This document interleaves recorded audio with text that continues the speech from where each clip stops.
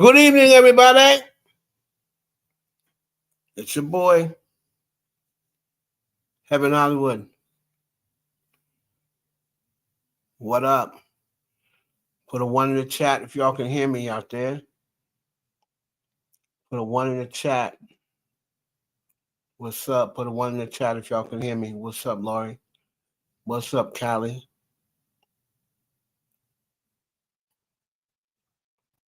Yes. Yes.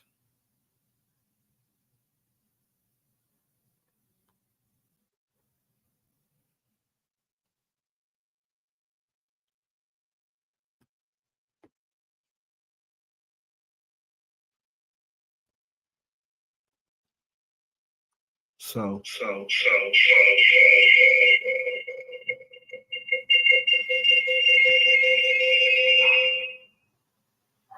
1 2 1 2. What's going on, y'all?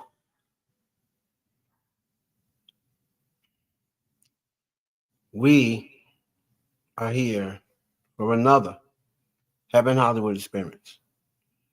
How's my mic? Join us on Twitch. If you were on Twitch,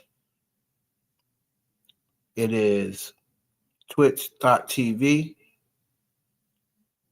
My name, Heaven Hollywood. So let's see.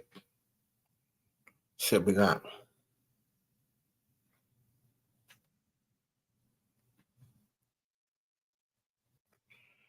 We're gonna be talking about a couple of things tonight before I share my screen. We're gonna get into Method Man, who got arrested today. He ran up on his daughter's ex-boyfriend. So apparently they must have had something going for a long period of time, because it said Method Man caught his daughter's ex-boyfriend slipping. Then we got, I believe, Busta Rhymes. All the old heads got attitude. Busta Rhymes got arrested for assault. Let's talk about that real quick. Cardi B, talking smack, said she was talking to a rap. She said she told a rap chick, "You can't even deal with me going toe to toe with my mouth. You stumbled and know what to say. And you expect me to believe you write your own raps?" I think that's Bia. I think she's talking. But the Bob's done jump. Oh, you didn't. I'm like, what makes you think she was talking about Nicki Minaj? So, Callie said, I heard about Busta, but not Method. Yeah, Method Man too. We got M.i.a. We're going to talk about real quick. She now found her way on the social media. And she's talking with Jaguar Wright about Jay-Z. She got Jay-Z name in her mouth. She took heed to what I was saying. I told her on Twitter, don't mention Beyonce. Keep Beyonce name out your effing mouth. So she said, okay, I'll just go to Jay-Z. What's up, man? So we're going to talk about her. Beanie Siegel has come out. And unlike Dame Dash, Beanie Siegel says he don't believe nothing about Jay-Z. Now, Beanie Siegel, a lot of people probably thinking he was going to take this time to get Jay-Z back in. He said at the same time he don't know because he's not there, but he don't believe this about Jay-Z. And of course, everybody is still talking about Drake. I'm going to bring up Diddy because it seems as though now Diddy wants the freak offs released. He said, y'all did all that talking about the freak off tapes. Y'all was saying you can't wait until this tape come out so you can see this one and that one. The white one and the black one. KRS One would jump up and attack one. He said, y'all said you couldn't wait. So show the freak off tapes. But from what I'm hearing, the prosecution don't want to show these tapes because the defense is saying, y'all know that it's not what the public think it is.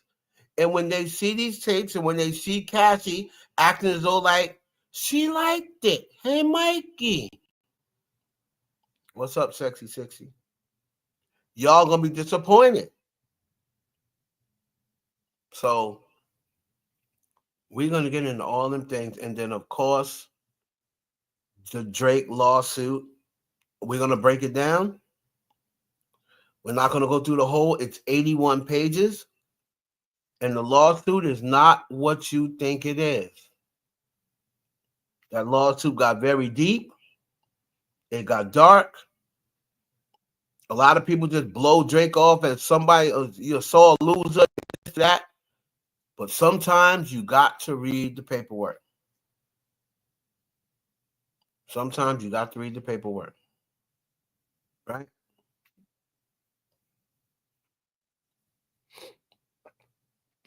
So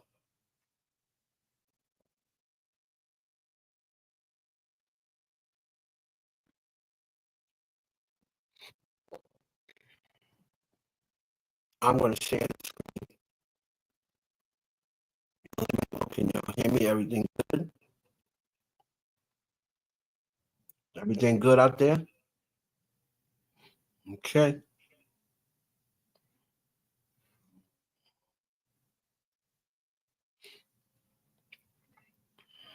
I'm going to present. Thank you, Reese. Hashtag, Dollar Sign Heaven Hollywood for anybody that wants to support. That's the Cash App.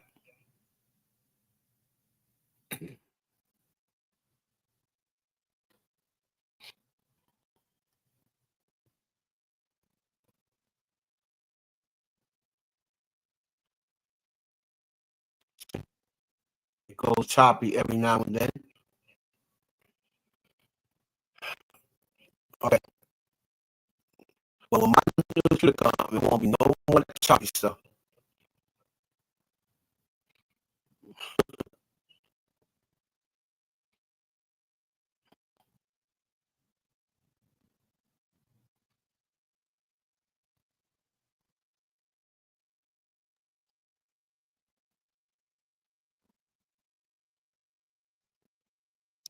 So,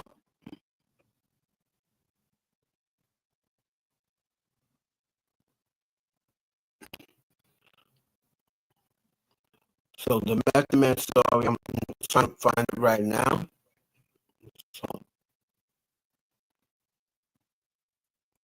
So Reese, you said that the Method Man story is right. I heard that the police come, but he get arrested to fight. But I heard that the police didn't come.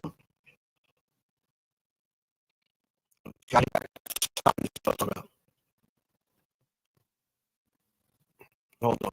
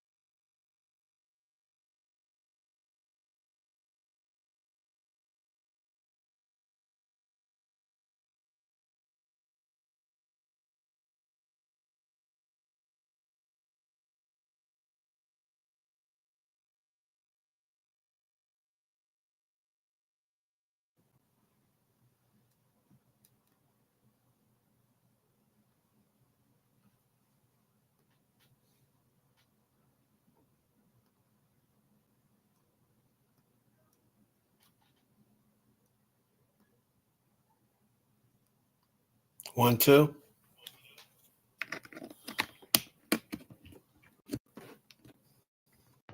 1, 2.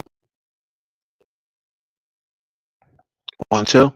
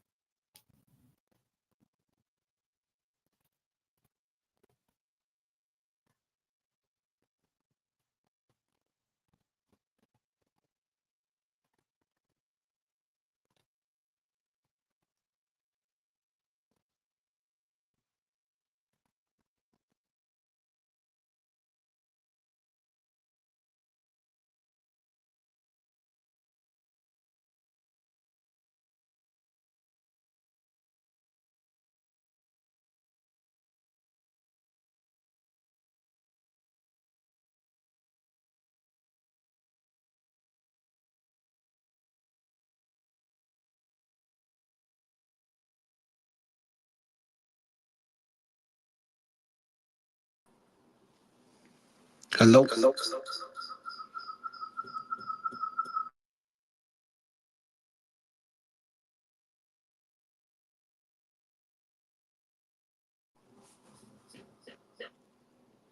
Hello. Okay. 1, 2, 1, 2, 1, 2, 1, 2, 1, 2. 1, 2, 1, 2, 1, 2, 1, 2, 1, 2.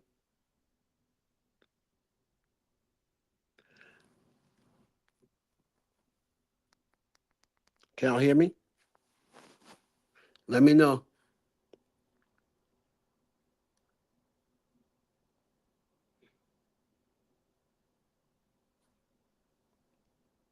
Let me know if y'all can hear me. Okay. They be tripping.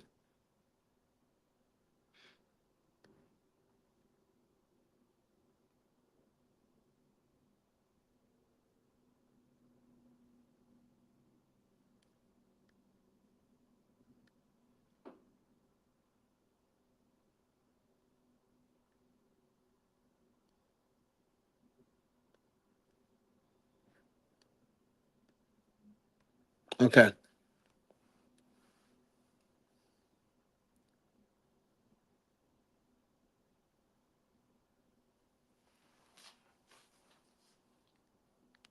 Y'all hear me, right? Let me know if y'all can hear me. Put a 1 in the chat if y'all can hear.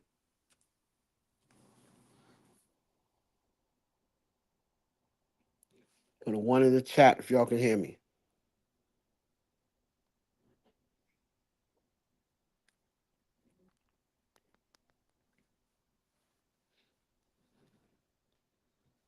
Okay. You can see the screen as well, correct?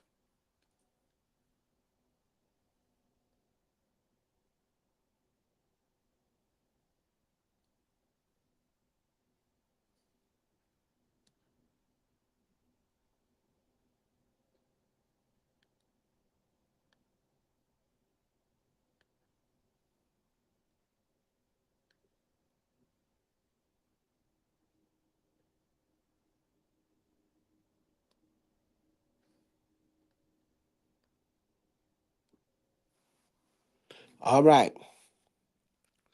Let's get into what we's going to get into. Alrighty. So, we're talking about, in my mic. First thing we're going to get into is Beanie Siegel. Now, Beanie Siegel, as we all know, former protege of the boy Jay-Z, and um he was asked on the Art of Dialogue what he thought about everything that's going on with Jay-Z. So let's see what he thought.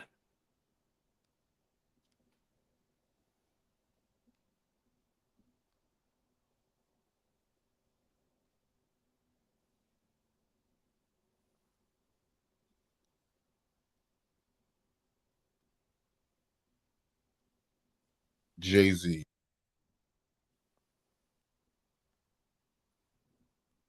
You being real close to him at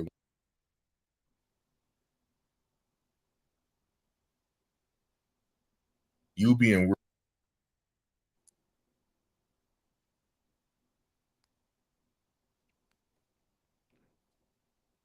The buffering I can't deal with.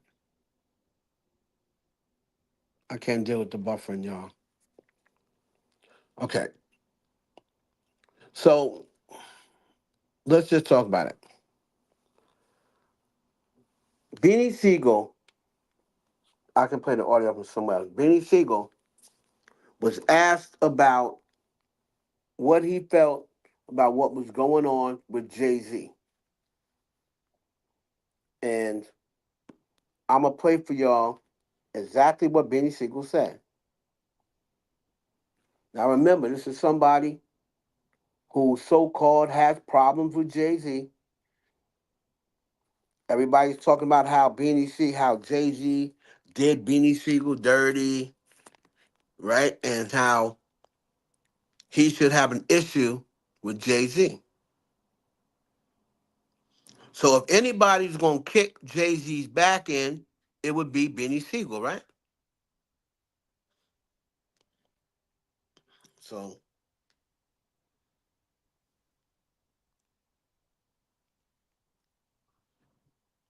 now I'm gonna give you. He's on the Art of Dialogue, and I'm gonna bring up what Beanie Siegel had to say about Jay-Z.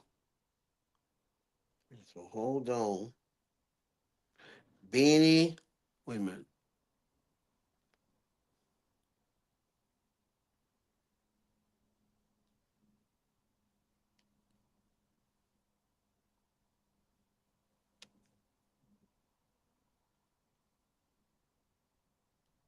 how you feel about what he's being accused of?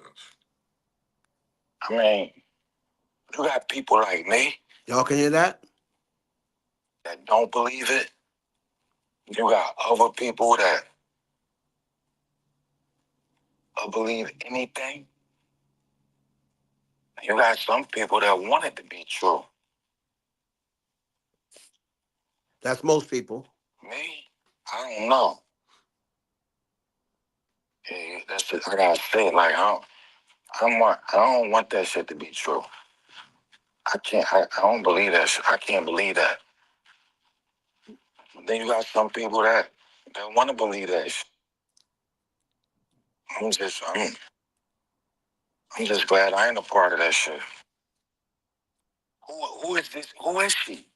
Who is she? She don't have to reveal her identity. All right then. Go right there. How? Jay got the right to face his accuser. Where's this little bitch?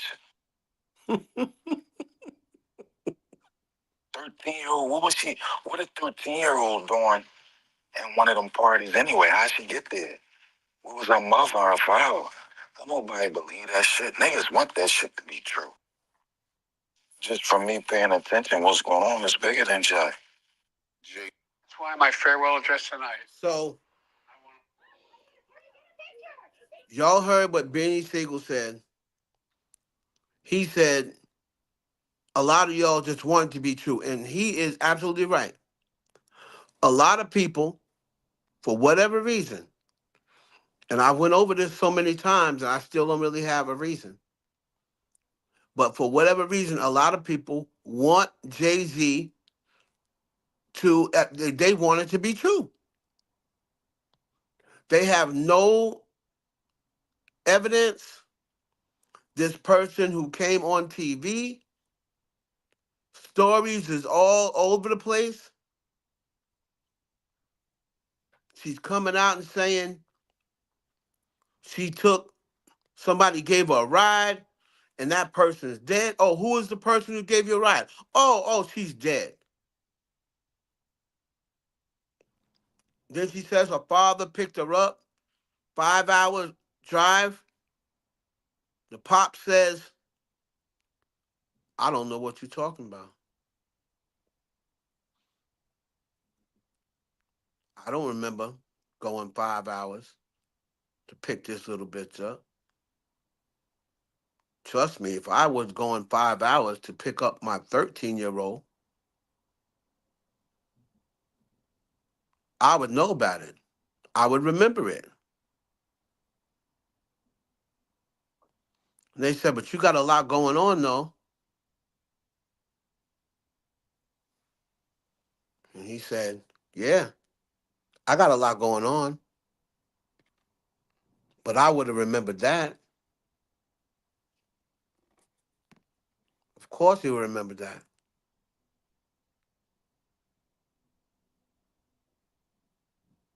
From what Jaguar has said, from what the rumors are. Okay, right. But you're saying you know what the key word to that is? Jazztivity? The key word to what you said is rumors. What Jaguar has said. So here's the thing. What gives Jaguar Wright credibility? She hasn't proven that she knows Jay-Z. Why? Because she sung background? Jaguar Wright has no credibility. Anybody in the industry knows that Jaguar Wright has no credibility. So that's why I said people want to believe it. Because there's no credible source yet. And people are making up their own decision for Foxy Brown. Because have Foxy Brown come out and said that? No, Foxy Brown hasn't said that. And you're talking about Aaliyah. Aaliyah was 20. So I don't see, this is the point. This is what I'm talking about. Y'all got to do your own research and stop depending on other people. Aaliyah was 20 years old when she met Jay-Z. So how does Aaliyah qualify for this?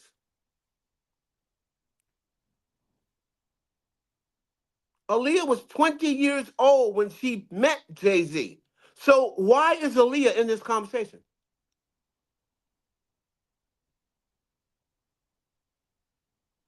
Alleged, right? Alleged, but is it proven? Is it proven that that's his son? No. He's on Tasha K's platform. Another one who's being sued for lying.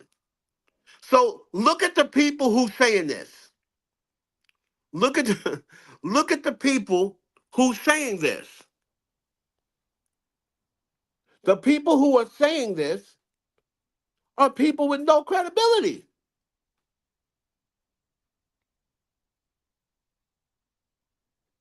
And when they are going to the people that this is supposed to have happened against, those people are saying it's not true.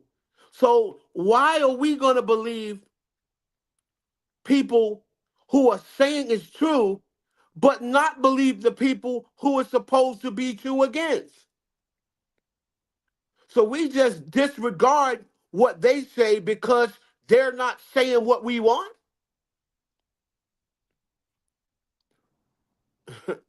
They disregard what Foxy Brown says because Foxy Brown isn't saying what they want her to say.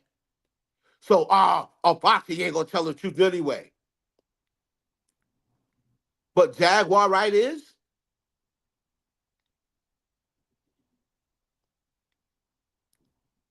Jaguar Wright met Jay-Z 2 times.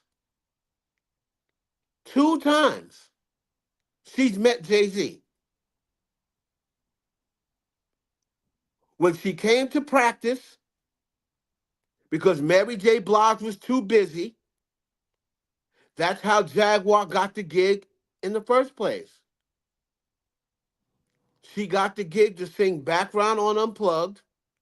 She never worked with Jay-Z before that, and she never worked with Jay-Z again after that. She got the gig because Mary J. Blige was too booked and busy. So because the Roots was playing for Jay-Z on Unplugged, and Jaguar Wright was singing background for the Roots on tour, the Roots suggested, why don't we let Jaguar do it? Jay-Z said, okay, let me hear her. That's the first time she met Jay. Jay-Z heard and said, okay, cool, let her do it. The next time he saw her was on Unplugged. He met her 3 times, actually. And then the final time was the celebration at the 4040. If you look online and see pictures and you put in Jaguar Wright and Jay-Z, you're going to see 2 pictures.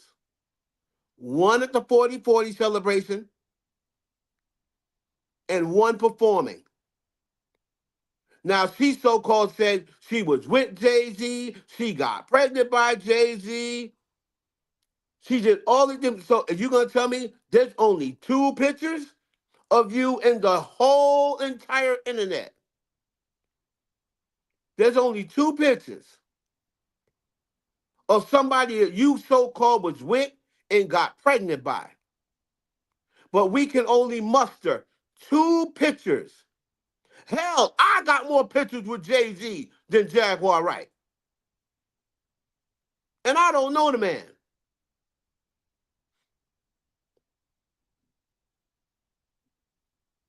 So the problem with this generation and the problem with social media generation is y'all take rumors and allege as fact.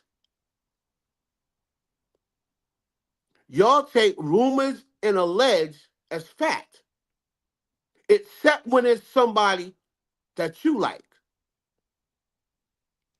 When it's somebody that you like, then you say, where's the receipts? See? Where's the receipts? Diddy and Jay-Z are 2 different people. Diddy and Jay-Z are 2 different people.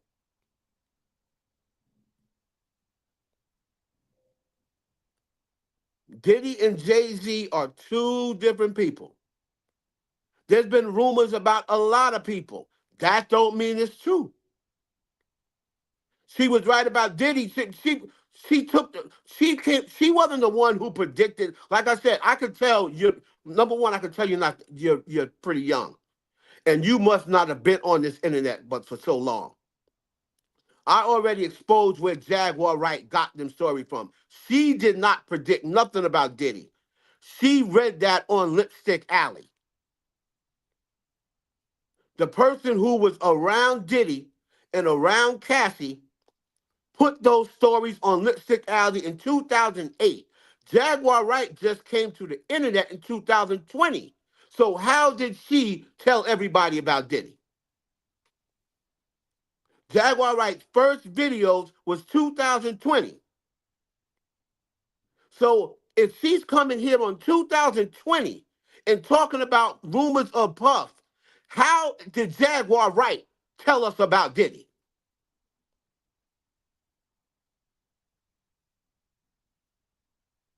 When she just came and regurgitated what she saw on Lipstick Alley and Diary of a Hollywood Street King and Panacci Report.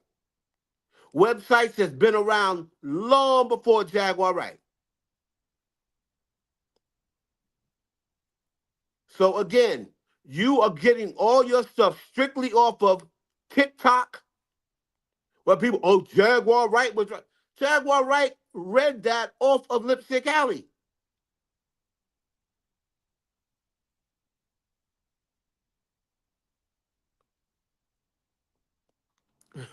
Long before, exactly. Exactly. You heard the rumors long before Jaguar. Long before Jaguar Wright. Jaguar Wright didn't tell us nothing.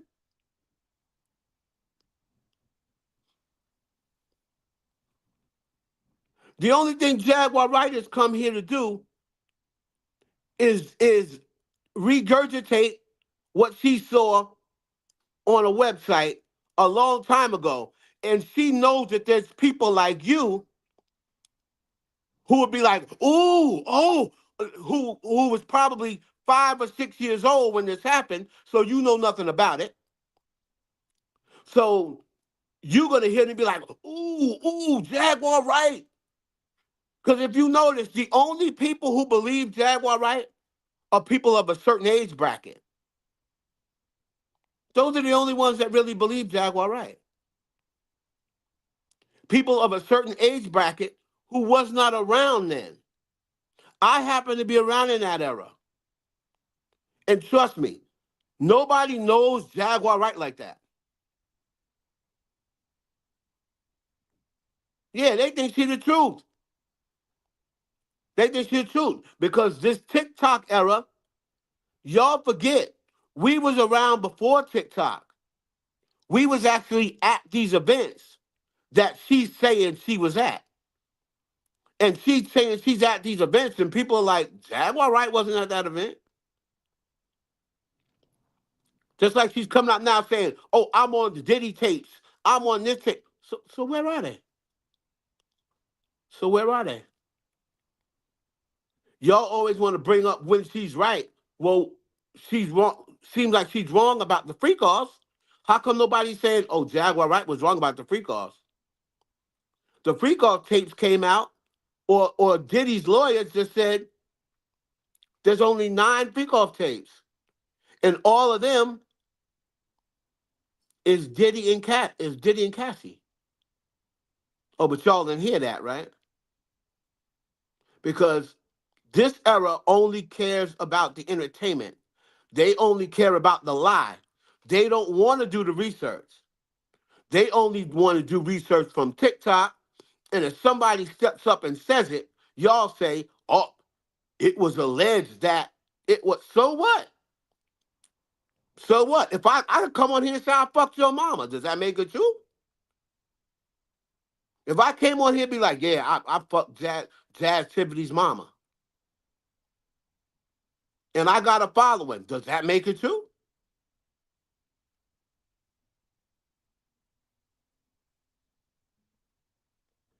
If she lies sometimes, what sense does that make? I think she lies sometimes, but some is true. Well, why would she lie sometimes and some of it be true?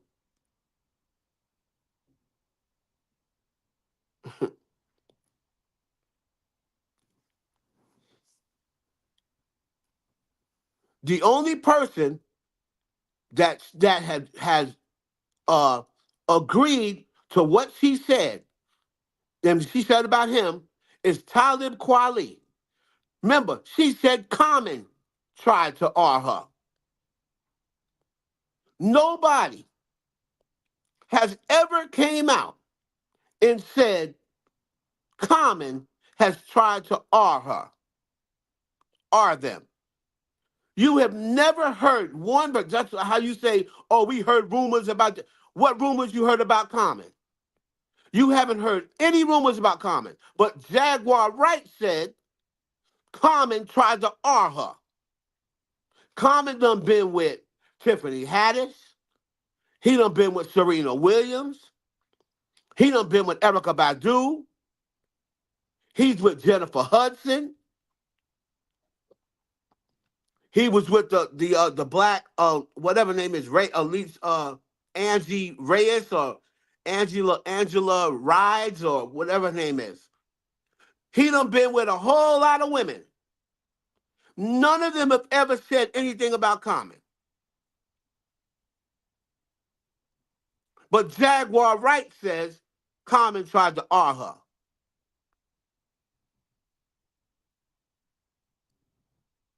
Nobody's ever had any rumors about Common.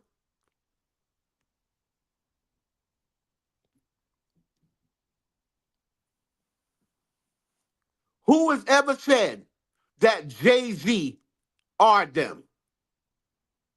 Who? Who has ever come out and say Jay-Z R'd them before Jaguar Wright?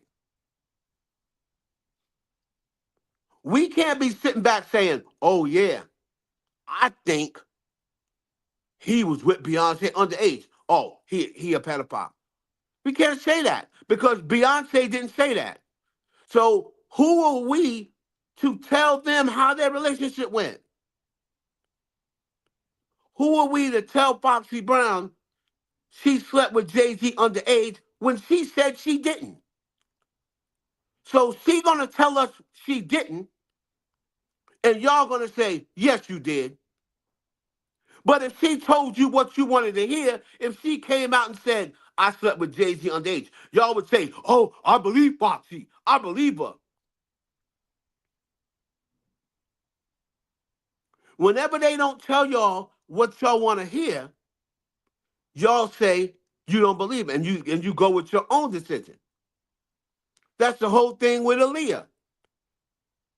How did Jay-Z, you said, oh, they were all underage. Why did you think Aaliyah is 20 underage? Jazz Tiffany is 20 underage. I'm just asking you a question. Is 20 underage? To everybody out there, in your opinion, is 20 underage? Put a 1 if you don't believe 20 is underage, and put a 2 if you believe 20 is underage.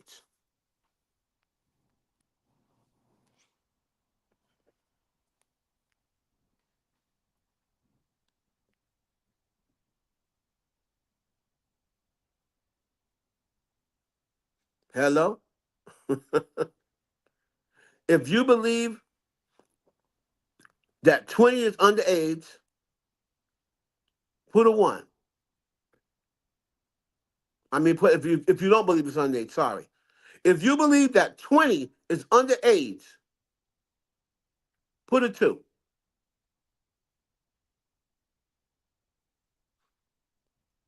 So, Mimi, you believe that 20 is underage for a woman? They're supposed to be of age at 18. You consider a woman at 18, an adult.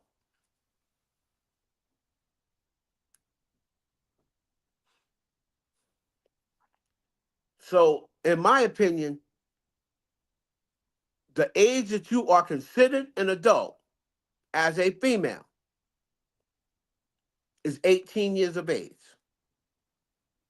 That is the age that they consider women adults. So if Aaliyah was 20 years of age, why do people like Jazz Tiffany, and she's not the only one, I'm not just going to get on her, why do people like Jazz Tiffany keep saying Aaliyah, Foxy, Aaliyah? Why do they keep including Aaliyah when they talk about underage?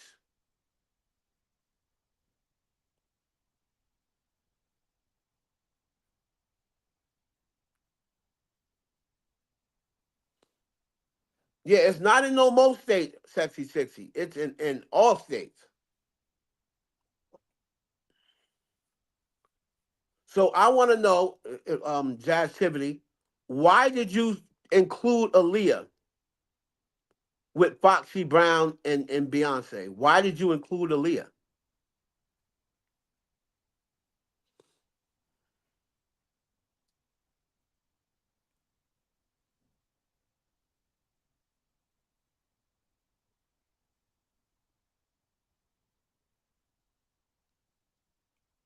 Jazz Tiffany.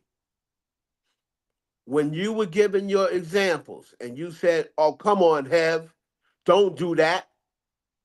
There's been rumors about him for Foxy Brown, Beyonce, Aaliyah. Why did you give Aaliyah with your examples?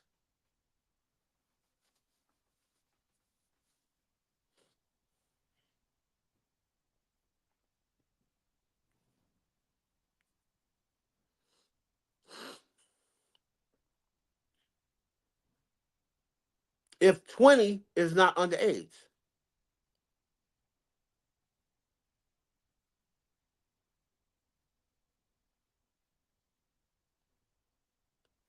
And the thing that that I don't understand about people when they say that is that's a very simple lookup.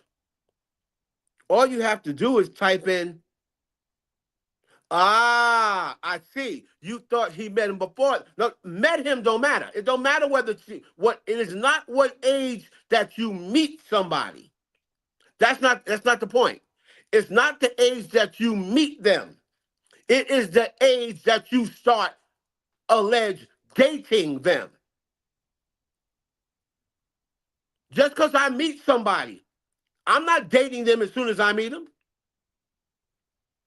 So just because you're in the industry, you're going to meet people at all ages. Look how many people met Brandy at 12 and 13 and 14. That don't mean they were dating Brandy just because they got introduced to Brandy. So you thought that she was when he met him. Now, is that not an easy fix? Is that not an easy fix to activity? By simply just going and saying, what year did Aaliyah die? And then typing in, what year did Aaliyah meet Jay-Z? That's simple. But the reason why you didn't do that is because you didn't want the real answer. You want, just like Beanie Siegel just said, you want it to be true. You want it to be true because you could have found that out in 2 minutes.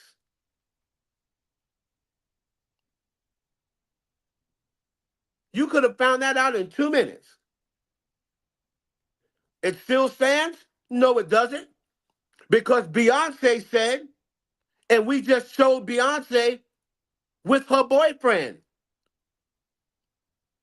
So Beyonce don't stand either. Why? Because he met Beyonce when she was 16. Beyonce had a boyfriend when she met Jay-Z. Beyonce is in a prom picture with her boyfriend. The boyfriend did an interview and said when they broke up. He said when they broke up, Beyonce was 20. According to Beyonce, they started dating when she turned 21 because she had a boyfriend. According to that boyfriend, Beyonce never cheated on him. He cheated on her. So if Beyonce said she did not start dating Jay-Z until whenever she was, why are you still saying it still stands? Why are you leaving Beyonce in there?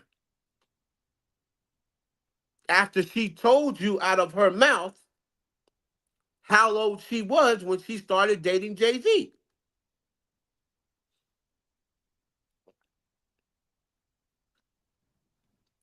You see what I'm saying? So people don't want the truth. They want to believe what they want to believe. Beyonce may have met Jay-Z at 16. They're in the industry. So yeah, she met him. When she was 16, she met him. But Beyonce said she had a boy. You see her high school prom pictures with her boyfriend that she didn't break up with until what? 2001, 2002? Somewhere in there?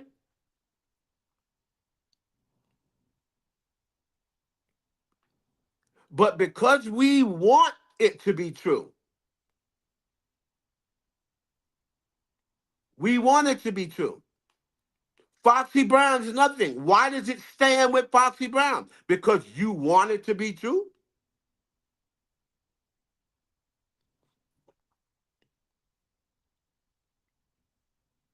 No, no, no, no, no, no, no.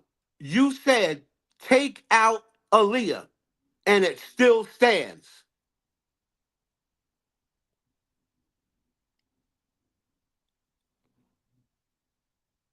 What still stands? If these people, if these people are telling you it didn't happen, I wasn't dating Jay-Z underage, right? So why do you not believe them? Aaliyah is on video saying, yeah, I know the industry. I know what people say, but it wasn't like that with me and Jay. Me and Jay was just friends. We never dated. That came out of Aaliyah's mouth. So was Aaliyah lying? Was Aaliyah lying? She said, me and Jay are good friends. And I know how the industry goes. People see you with somebody you hang out with a lot, and they're going to think you messing with them. But it wasn't like that for me and Jay.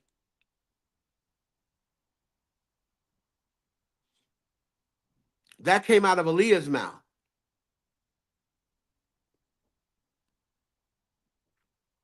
Now, the funny thing is, the Aaliyah fans that say that don't want Aaliyah attached to Jay-Z say that Jay-Z and Aaliyah never dated. Aaliyah curved Jay-Z. Aaliyah curved Jay-Z. She never dated Jay-Z. That's what the Aaliyah fans say. And then they bring up that video. Oh, see what Aaliyah said? Aaliyah said right here she never dated Jay. You see what I'm saying? People want to believe, just like Benny Siegel said, and you really just proved his point. Because that's something you bet, and God only knows how many chat rooms or timelines that you've been on, or YouTube videos that you've been on, and you just said the same thing. You said, and nobody called you on it. He wanted her, but so what? So what? He wanted her. A lot of people wanted her. But it doesn't matter whether he wanted her or not. Y'all are saying that he had her. It's not about who wanted her. Y'all are saying that he was with Aaliyah when she was not only was he with Aaliyah, y'all are saying he was with Aaliyah when she was underage. And that's not true. So you're going around spreading rumors that aren't true. So who cares? And you just can't say, oh, but I didn't make it up. But yeah, but if you know it ain't true, why don't you be like, nah, that's not true. Instead of continuing on with the rumor, if you know it's not true, why do you just say, just like you just said with me, oh, well, I didn't start the rumor. I don't care whether somebody started a rumor or not. If I know you, or if I knew who you were, and somebody was like, yeah, I'm fucking Jazz Tivity, and I knew that wasn't true, I don't care whether I just start the rumor or not. I'll be like, nah, you capping. Because I know her nigga. I know who she fucking. I'm going to stop the rumor. The rumor ain't going to come by me. See, that's why I said, y'all go to these other YouTube channels that want to believe it. Y'all want to believe it. So that's why y'all be like, oh, yeah, you don't even bother to try to look it up. You know how simple it was to look up how old was Aaliyah when she allegedly was dating Jay-Z? And then you see what Aaliyah did when she died, how old she was when she died? That was a simple fix. But you don't want to do that because you want the lie to be true. So you can say, Jaguar Wright told us.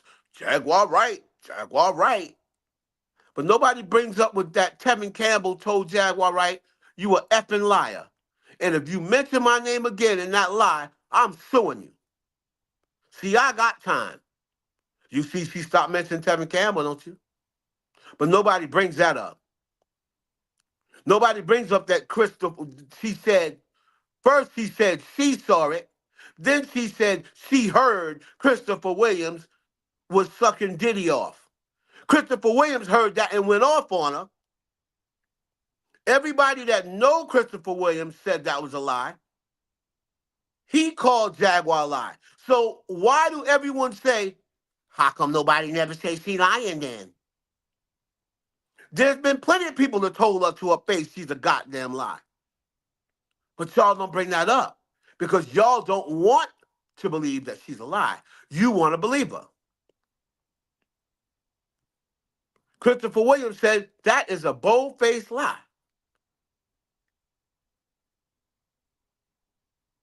I don't swing like that. And anybody that know me know I don't swing like that.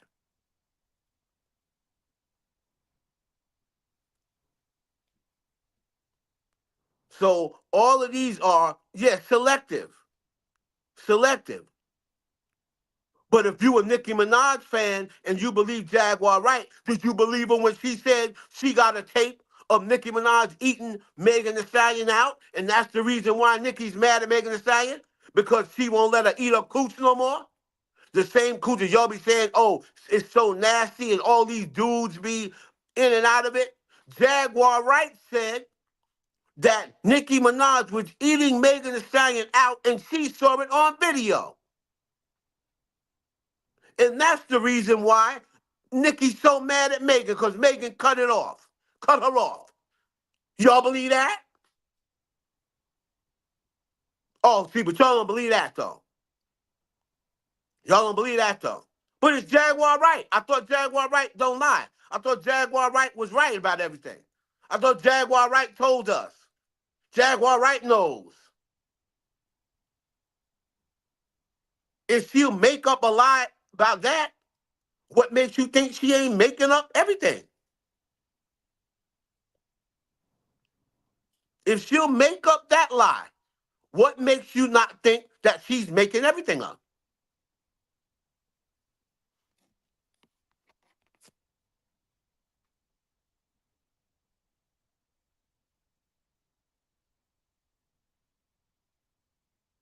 Oh, okay. So then if she so then what makes you think she's telling the truth about Jay-Z? Because you don't like Jay-Z? Nobody's gonna be coming up here telling half truths. It doesn't make sense for you to come on here and tell a lie about some things and then tell the truth about others and expect people to believe you when you say you never tell a lie. She's also the one that said Nicki Minaj was a stripper before she was a rapper. And I used to be there when she used to suck dicks and backstage. You remember that, Onika? Yo, Onika, you remember that? I used to suck Gucci Man's dick. That's how she got put on.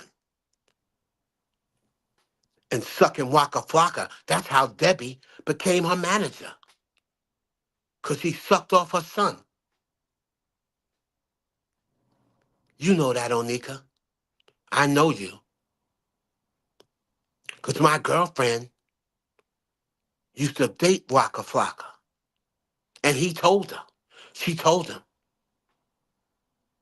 She always got a girlfriend that knows somebody that told her something.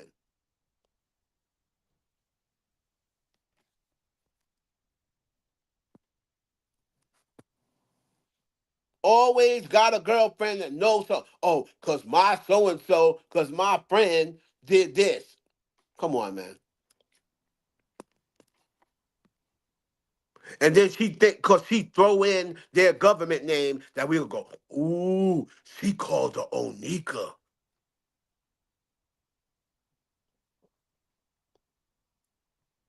See, but Jaguar Wright don't understand that there was people around back then that are around now, including myself. I was in the studio with Nicki Minaj before she blew up. And before Nicki Minaj was a rapper, she was just a working girl trying to become a rapper. She didn't go start stripping. She wasn't doing none of that other shit. Nicki Minaj was trying to be a rapper for as long as I've known her. We're going to get to Rocky for as long as I've known her.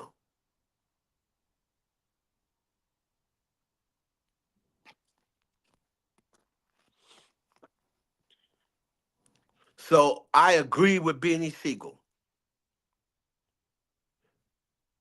People just want it to be true.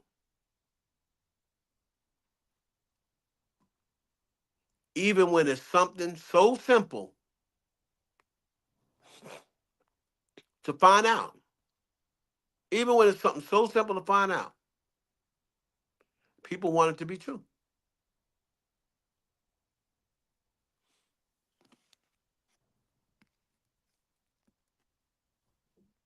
So you got M.i.a, right? You got M.i.a.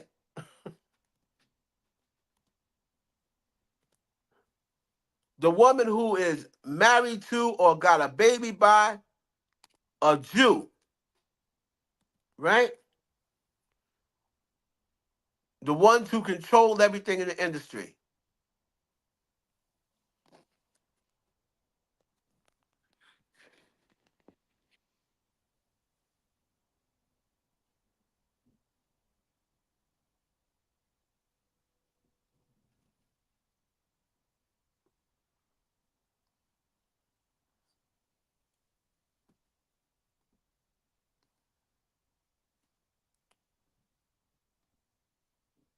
So let me find this. Okay?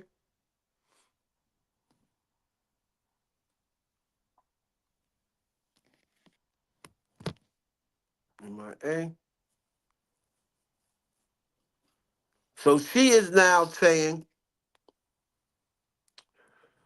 that Jay-Z tried to get her in a slave deal. He tried to get me. This is the woman that keeps coming back saying Jay-Z tried to do this and he tried to do that. Remember before she said, oh yeah, he tried to get me to have plastic surgery. Okay. And maybe he thought you was ugly. Maybe he thought your body needed it. But did you get it? Did you get it?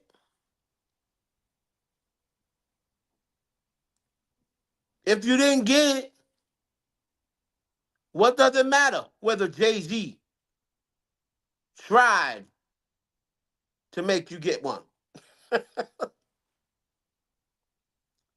Here she is claiming that Jay-Z and Rock Nation tried to get her to sign a slave contract with the NFL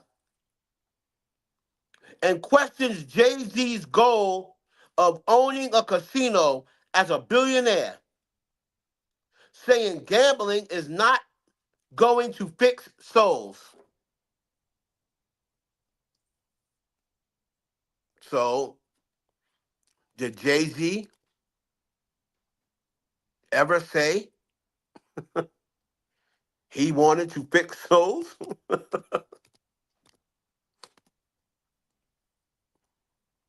Right? Did Jay-Z ever say, yeah, I want to fix souls? I don't remember Jay-Z ever saying that he wants to fix souls.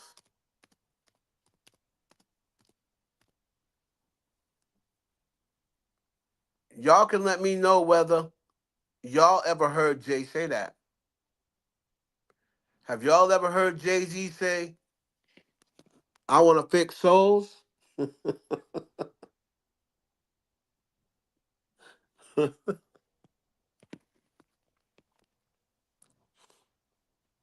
me see here.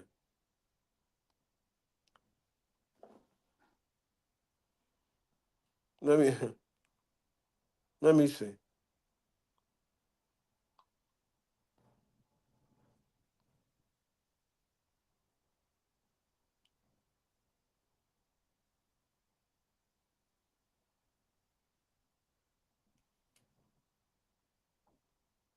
Here we go.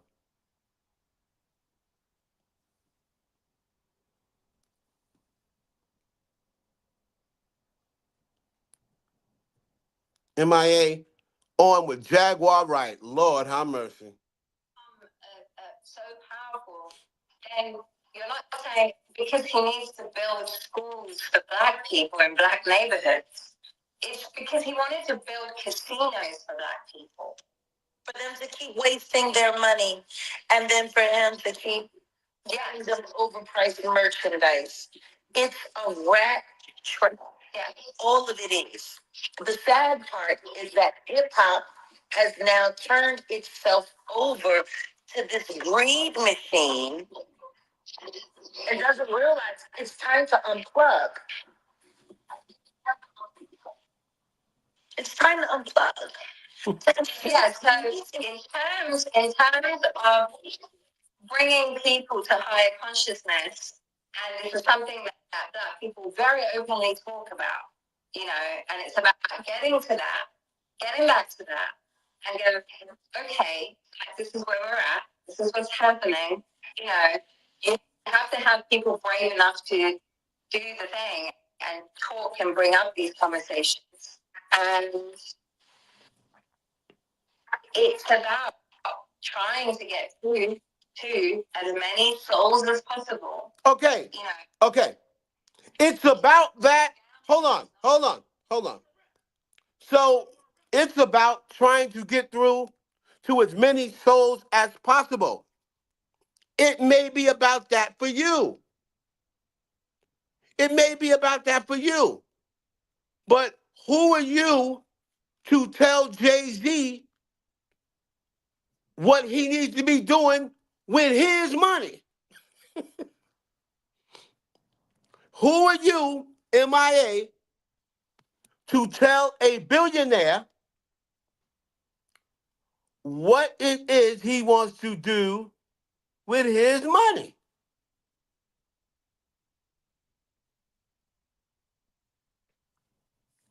Oh, it's not about building casinos.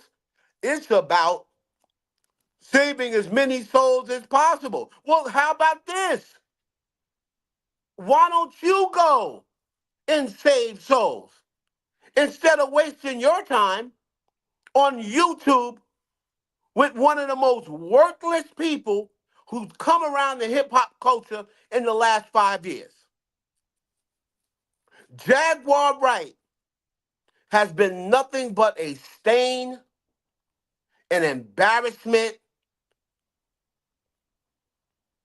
and a negative energy on the hip hop community ever since she stuck her nappy headed ass up on these platforms. And you are wasting your time talking to Jaguar Wright about what Jay-Z needs to be doing with his $1 billion.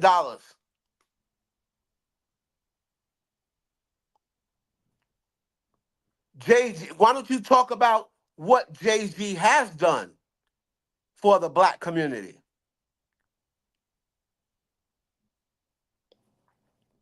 I'm sure he's done way more than M.i.a. I'm sure of it.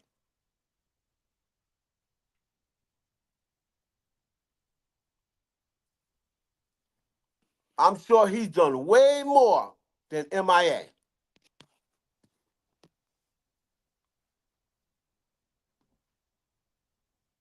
So for her to say, oh, it's not about building a casino so black people can continue. First of all, you don't even like black people. So why are you, and this just goes to show me that black people, they really don't care about their own because they don't like Jay-Z. So they're allowing this racist to speak on the black culture. What the hell do you know or care about the black culture when you're married to a Jew or your baby daddy is a Jew and you've been caught on social media spreading racist, making racist slangs, racist terms,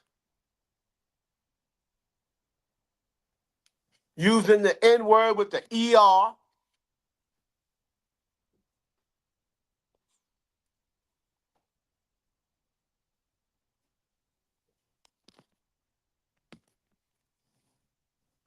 They use M.i.a because she's not white. And if they use a white person, we can say it's racist. So if they use a non-white person to come at them, exactly.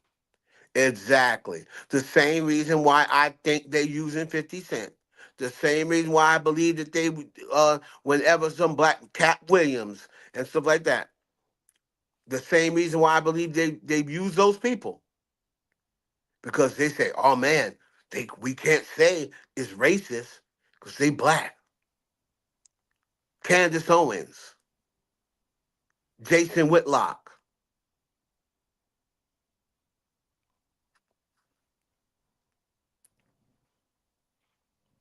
That's the exact reason why they use her. That's the exact reason why they use her.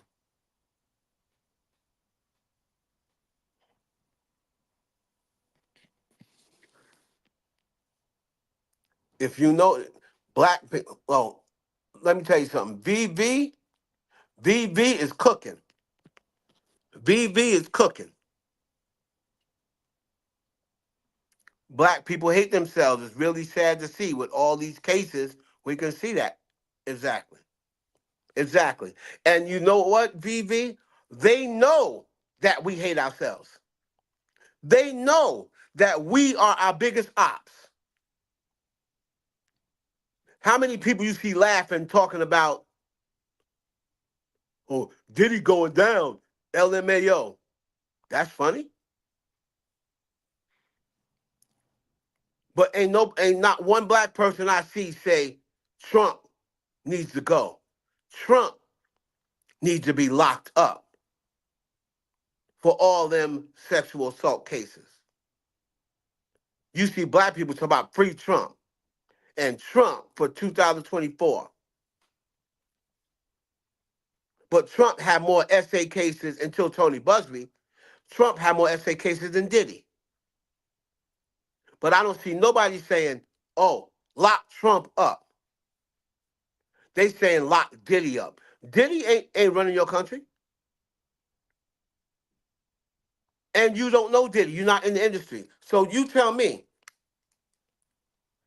how is Diddy being locked up gonna change your life? How is Diddy being locked up gonna make your gas prices go lower? How is Diddy being locked up gonna change your taxes or change your inflation or lower your light bill or get rid of your college tuition debt?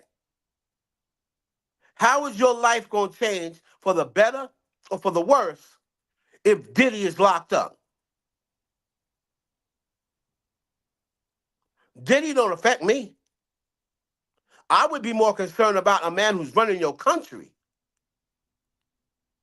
not being locked up. I would be more concerned about a man who's running your country that said he would have sex with his daughter if he could.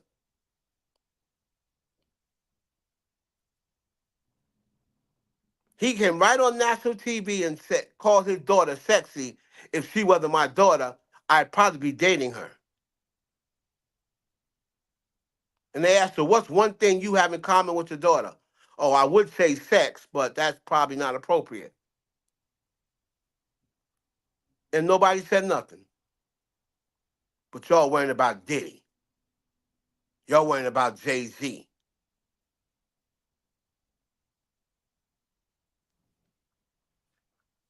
Sad.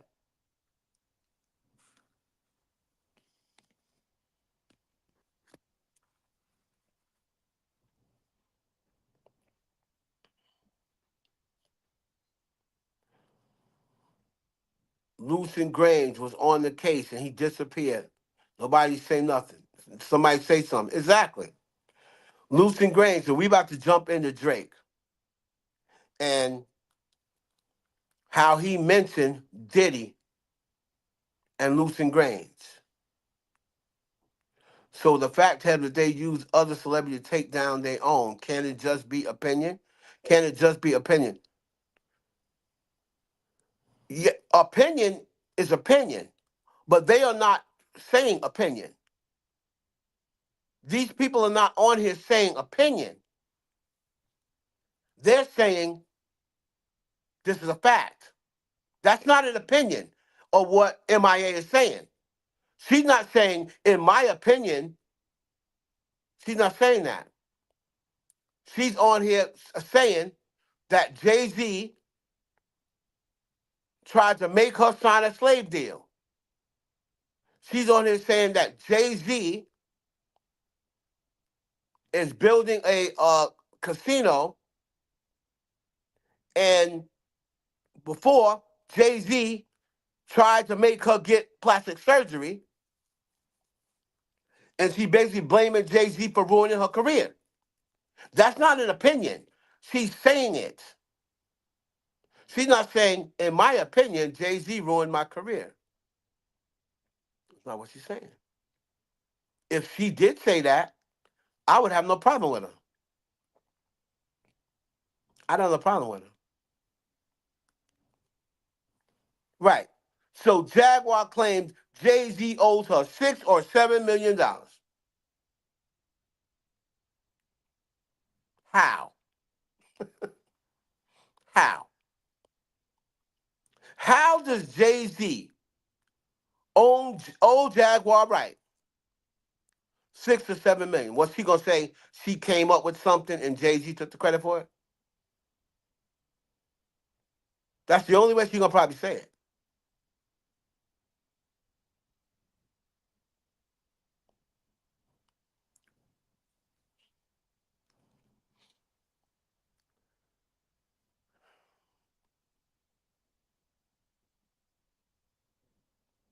That's a good question.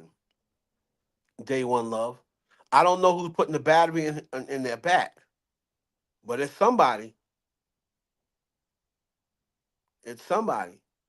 And another thing is social media can also be putting the battery in their back, because a lot of these people have so much disdain and jealousy for Jay-Z and Beyonce that they will just get on social media and have all the people be like, yeah, I hate Jay-Z. And that's enough for them. Then they hoping that they can get involved in some sort of lawsuit that people got going on. Hoping that maybe if Jaguar files a lawsuit, then she could say, yeah, me too. Jay-Z did that to me too, so I'm going to jump on this lawsuit and say he owes me money for the swagger like us. I said swagger like us. He owes me money. The only thing that Jaguar Wright could possibly say that Jay-Z owes her money is by saying she came up with something and Jay-Z took the idea and didn't and never said nothing. Bob Swifty Navy. So how all of a sudden now are the Swifties against Jay-Z? Oh, because they don't like Beyonce. Because they don't like Beyonce. So that's why they're against Jay-Z.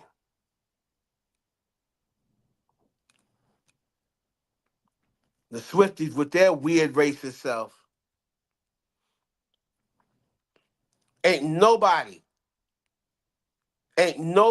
had it easier in this music industry on the come up. Ain't nobody been handed as many awards, as many accolades, and as many free passes as Taylor Swift. If I was the Swifties, I would sit down and shut the hell up. Because Taylor Swift, and I like Taylor Swift, Taylor Swift has been given more passes than anybody in the music industry over the past 15 years. She can jump from dick to dick. Nobody ever call her a hoe. Nobody ever call her a thought. How many dicks Taylor Swift done been on? How many dicks Taylor Swift done been on and off? Nobody call her a hoe. Why? I'll tell you why. Because wasn't none of them dicks black. Because wasn't none of those dicks black. But then Kim Kardashian, oh, she's a hoe.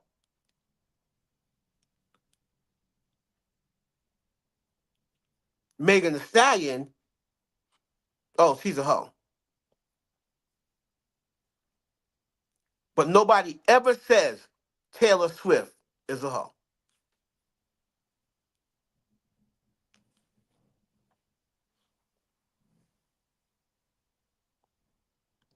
Nobody ever says that. Wasn't Taylor Swift with a 30-year-old man when she was 19?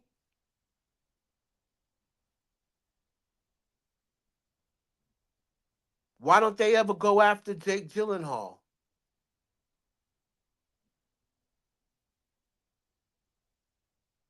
Why don't they ever go after Jake Gyllenhaal the way they go after Jay-Z? Taylor Swift made a record about dating Jake Gyllenhaal and him taking her virginity. And he was, what, 31 and she was 19? Or he was 32, she was 19? I don't ever see anybody say anything about Jake Gyllenhaal. But y'all want to talk about Jay-Z.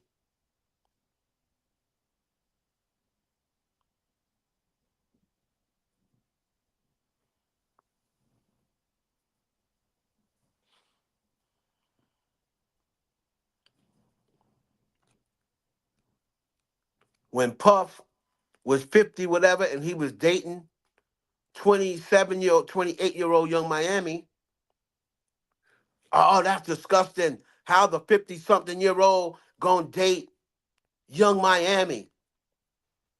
How you dating somebody 50-something years old? Look how many years older than Young Miami. Right? Nobody cares about Jake. Why? Because black, yeah, because he's white. Because he's white. And white people ain't gonna go after their own. That's the problem. White people ain't gonna go after their own.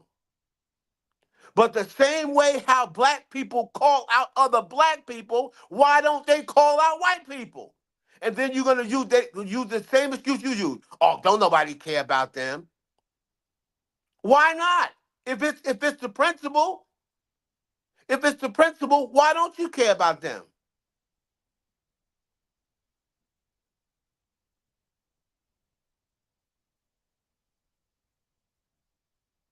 If it's the principle, but nobody cares about Jake Gyllenhaal, but y'all care about Drea Michelle dating a 22-year-old. Jake Gyllenhaal is bigger than Drea Michelle. So all y'all care about Drea Michelle?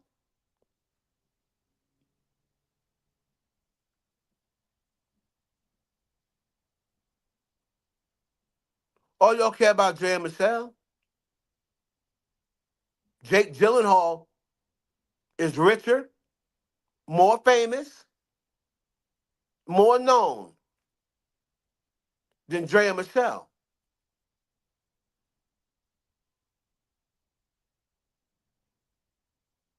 They do. We just don't listen to them. No, they don't.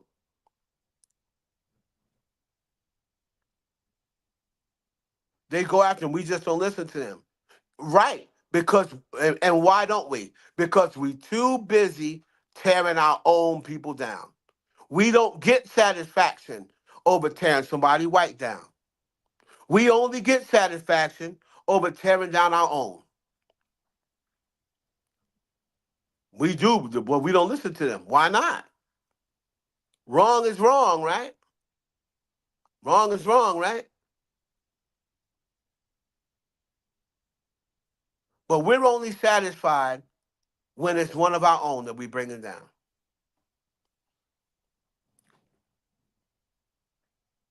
That's within the black community. That's the sickness within the black community. However, when somebody white tries to bring us down, they're racist. Oh, this white man this. Oh, this the white man that. The white man this. But y'all doing the same thing. Oh, the white man trying to tear down Kanye.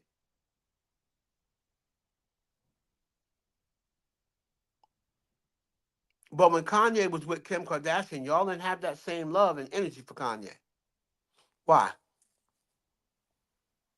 Why is that? What has made Kanye change? Kanye is still the same person. He's still with him. He's just with a different white woman. He still supports Trump.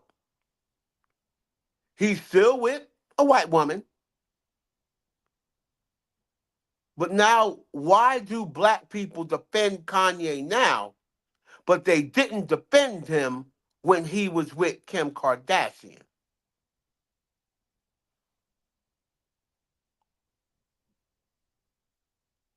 I talk about Blake Lively. I did a video about Blake Lively. I did 2 videos about Blake Lively. Yes, I did. Now, whether y'all don't watch those videos, I did 2 videos about Blake Lively.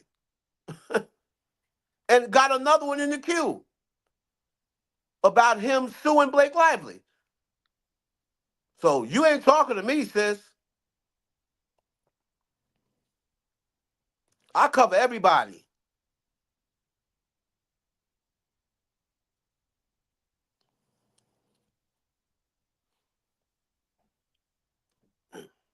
I cover everybody.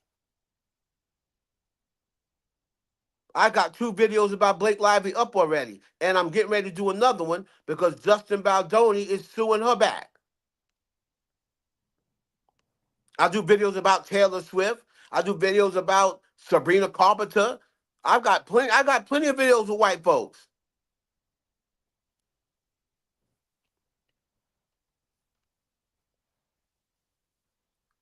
I'm the one who said, well, wait a minute, what about Trump? What about Trump?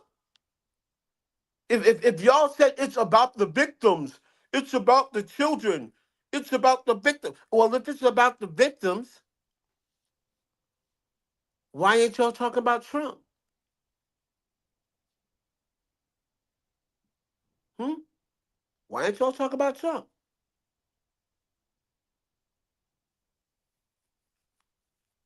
Y'all are running to defend Trump before you defend your own.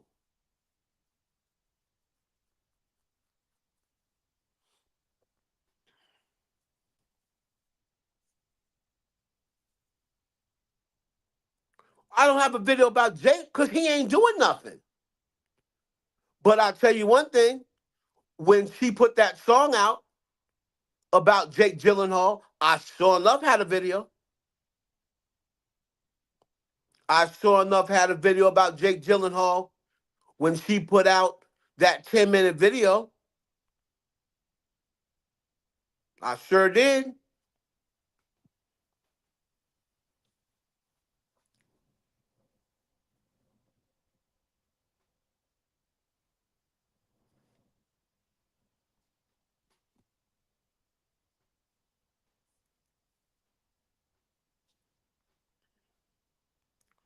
So again, looks like you're just trying to make excuses. So I'm just gonna move on. You got nothing for me. You seem like you're trying to make excuses. Oh, Democrats talk about them enough.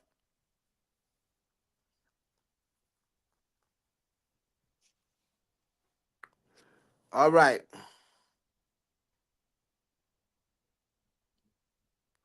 We're gonna have to move on to Drizzy Drake. So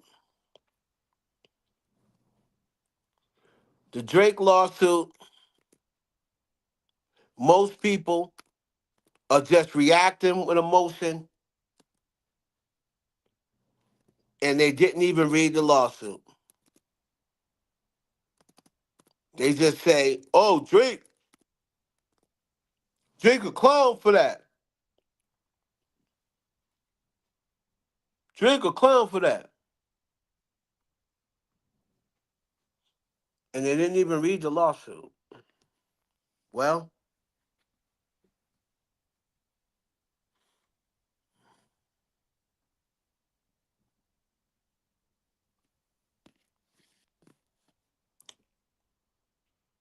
let's see.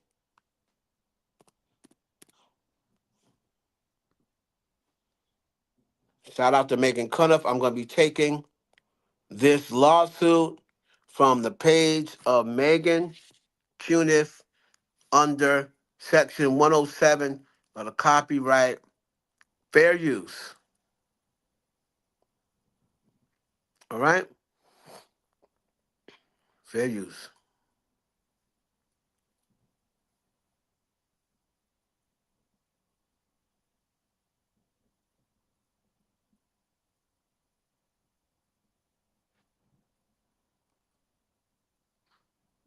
We're going to get back to Rocky, too.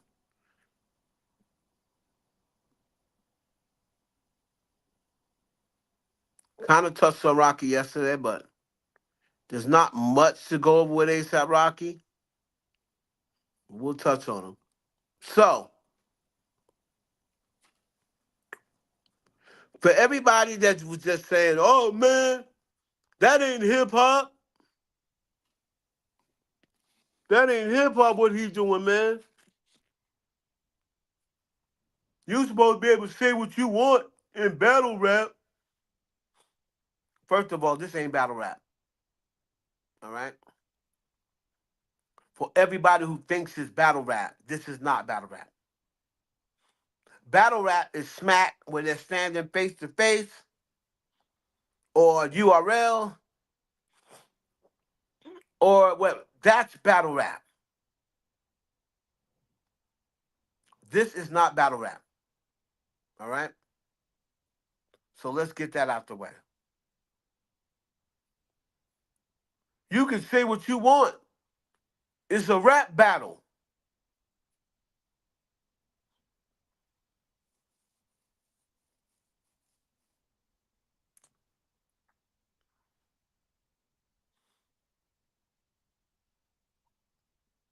Now,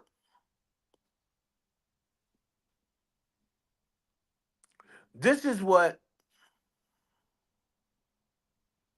Jay-Z, this is what Drake, this is the start of Drake's lawsuit.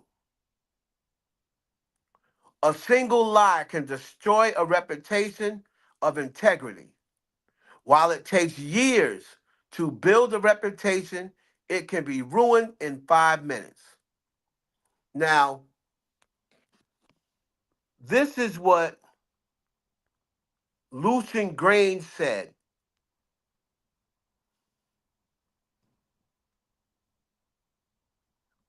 Hold on, y'all. Okay.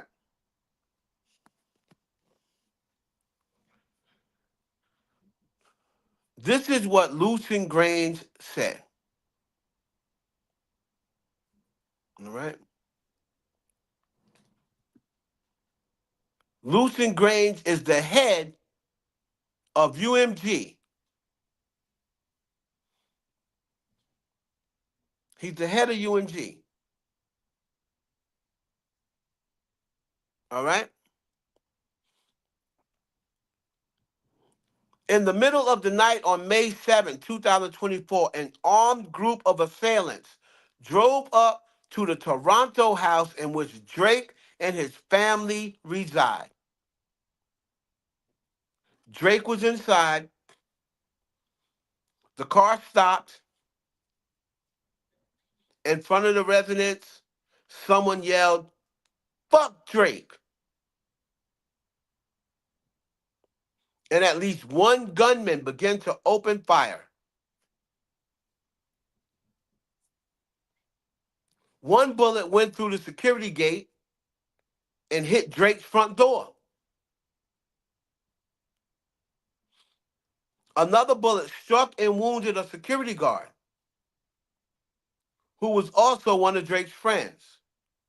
While the car drove away, Drake and others in the house summoned help for the security guard and did everything possible to keep him alive. During the nearly 30 minutes it took for the ambulance to arrive, Drake and others labored to keep the man alive by applying pressure to the gunshot wound with towels. Blood was everywhere. After the security guard arrived at the hospital, surgeons worked quickly to remove the bullets and save his life.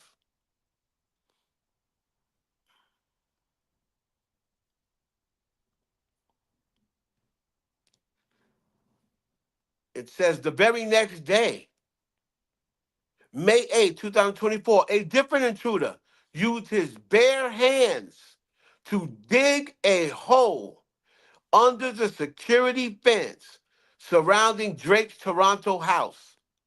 He managed to dig deep enough to squeeze through and enter Drake's property. Fortunately, Drake's home security guards caught him before he was able to cause any physical harm, although the trespasser managed to yell racist slurs and threats against Drake before being escorted off the property. On May 9th, the very next day, another break-in attempt happened. In the last 2 decades leading up to May of 2024, although Drake was constantly in the public eye, nothing remotely close like these events had ever happened to him or his family. But these events were not coincidental. They immediately followed and were proximately caused by UMG's actions leading up to May 4th, 2024. Now, what actions is he talking about? UMG is the world's largest music company and also the music company that has presented Drake for more than a decade. Yet, on May 4th, 2024, UMG approved, published, and launched a campaign to create a viral hit out of a rap track that falsely accused Drake. A rap track that falsely accused Drake of being a pedophile and calls for violent retribution against him. Remember in Kendrick Lamar's song when he said, "Dear Sandy, yeah, sons like yours, I think people like him can die." Remember that? Remember when he said, "Oh, the embassy, which is Drake's house, the embassy about to be raided any day now,"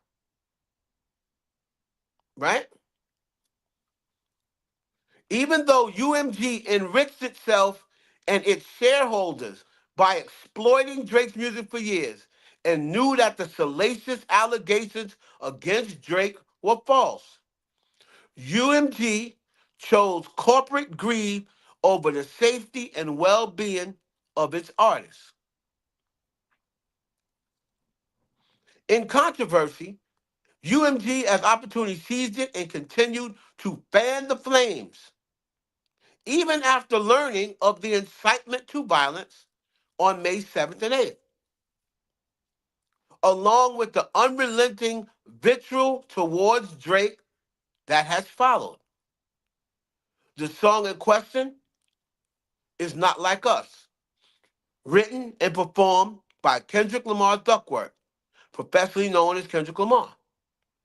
The recording was intended to convey the specific, unmistakable, and false factual allegation that Drake is a criminal pedophile and to suggest that the public should resort to vigilante justice in response. And that is exactly what those people did.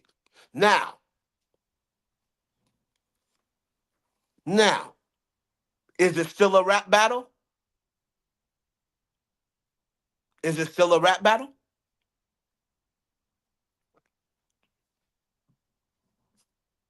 Let me continue.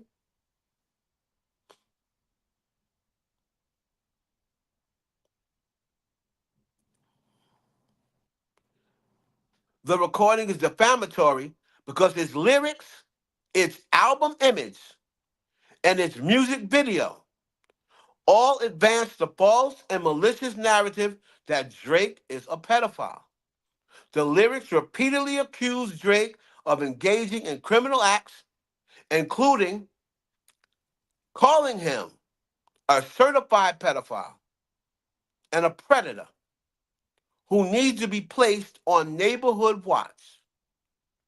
The image was designed to reinforce, in fact, reinforces that accusation by depicting Drake actual Toronto house, his actual Toronto house, covered in the icons that are known to be used by law enforcement, as well as public safety applications like Citizen, to identify child sex offenders, residencies online. The video bolsters the same message by, for example, showing images associated with trafficking and just posing the game of hopscotch with lyrics accusing Drake of trying to strike a chord, and it's probably a minor. This lawsuit is not about the artists who created Not Like Us. It is instead entirely about UMG, the music company that decided to publish, promote, exploit, and monetize allegations that understood were false but dangerous. As UMG knows and has known at all relevant times, the recording, image, and video's allegations are unequivocally false. Drake is not a pedophile. Drake has never engaged. Now here is Drake's confessions. And people say, but he never denied it. Drake has never engaged in any acts that would require he be placed on neighborhood watch. Drake has never engaged in sexual relations with a minor. Drake has never been charged with or convicted of any criminal acts whatsoever. Now, is he lying? Is he lying? Is he lying? Now, here's when it gets deep. Here's when it gets deep. And this is when I started saying, whoa, this is deeper than just, oh, he's mad he lost the rap battle. That's the easiest way of thinking. That's the lazy way of thinking. Okay? Now,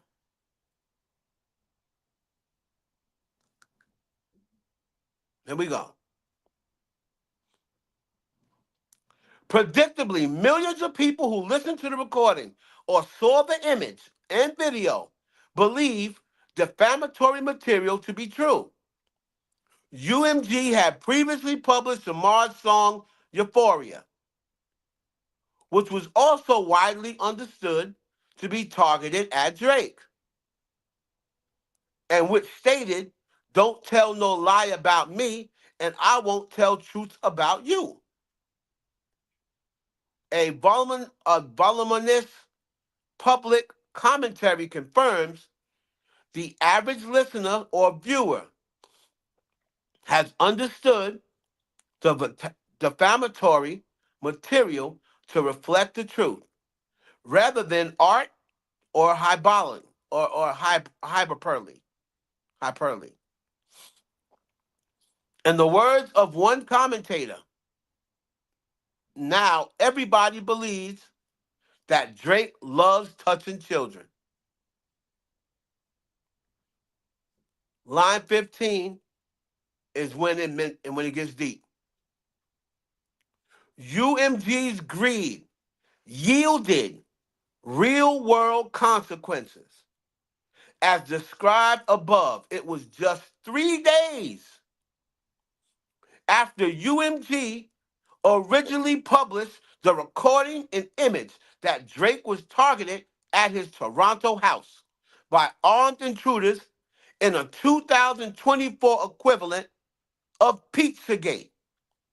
Now, if nobody knows what Pizzagate is, Pizzagate was an online rumor that conspiracy theorists believed was true, and that there was a pizza parlor in North Carolina that people like Barack Obama, Hillary Clinton, and several other Democrats was holding children there. And they were using the pizza parlor to cover up the fact that they were trafficking children in and out. They saw this online. They know that people online consider a pedophile worse than a murderer. So what do you think happened to that pizza parlor? A random guy, random, from another state, took it upon himself to show up at that pizza parlor armed and attempt to free the children that he was told online was in that pizza parlor. That's what Pizzagate is. The online response was similar, violent, and hateful. An avalanche of online hate speech has branded Drake as a sex offender and pedophile, among other epithets. Public commentary has repeated the false claims that Drake is a pedo and sexual abuser on the level of Weinstein, Diddy, and Epstein, who traffics children in shipping containers and harbors convicted sex offenders in his Toronto home. In direct response to UMG's publications, some social media users called for the Federal Bureau of Investigation, the FBI, to come at this point and for Drake to be locked up and behind bars.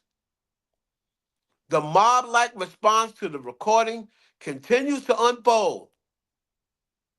And offline recently flyers were plastered all over Toronto with a photo of Drake and a Canadian YouTuber who was sentenced to 3 years in prison for sexual assault with the words, "Canadian sex predators gotta stick together."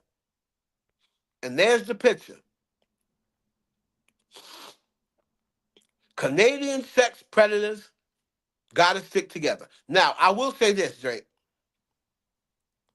That's done in your hometown.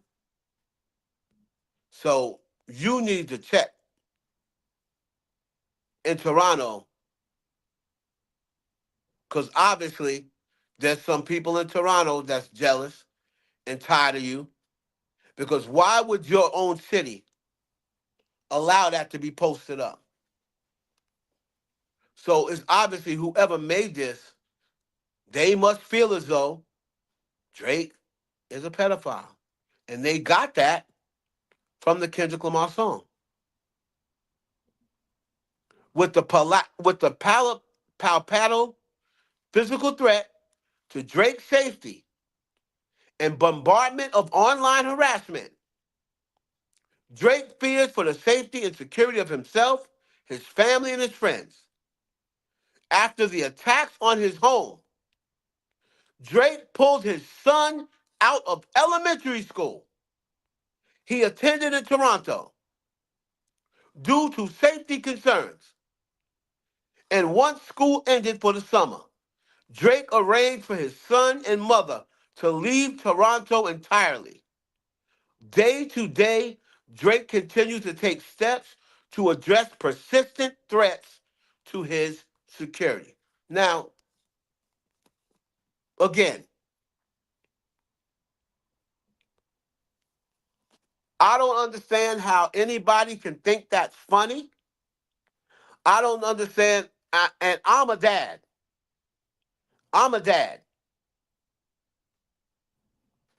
right? So I definitely sympathize with Drake. I'm a dad.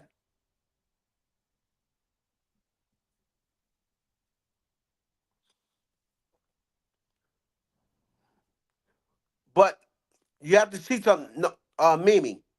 What he said was, this is what he was seeing online. He wasn't calling Diddy that.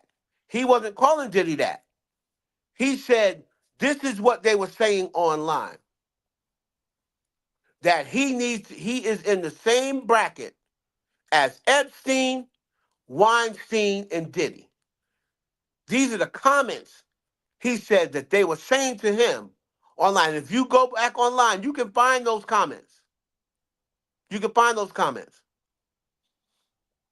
So you're now talking about, and shout out to, I'm not going to give her name, but G from behind the industry is very, very cool with one of Drake's exes. One of Drake's exes that happened to still hang around Drake's mother. This girl told G from behind the industry that Drake's mother had people coming up to her in Walmart or whatever store she was going in. And they were saying, they not like us. They following her through the store. They not like us. They not like us. This woman is almost 70 years of age. They told her they was going to rape her. They told her, oh, your son needs to be hung. Your son needs to be locked away with Epstein, locked away with Weinstein. They told her they cut her head off and dance around saying they not like us. This is what Drake's mother, almost 70 years of age, has nothing to do. Oh, you raised a pedophile. You raised a pedophile. Your son's a pedophile.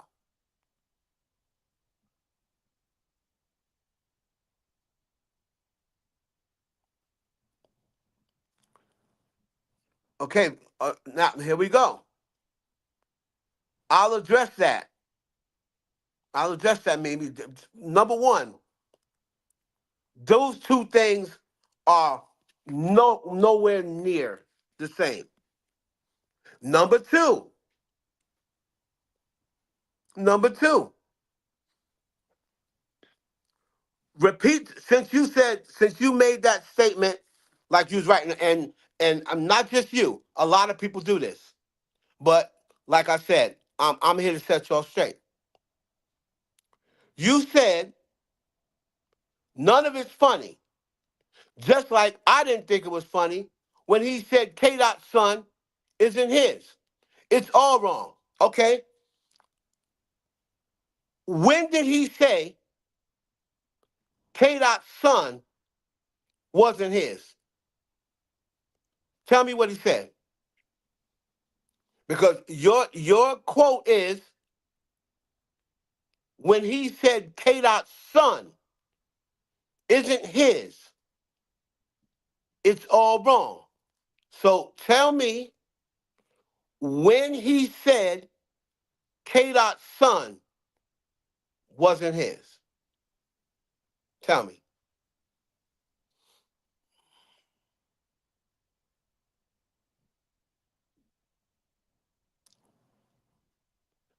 Okay, so tell me, he clearly said that in a song. So what did he say? What did he say?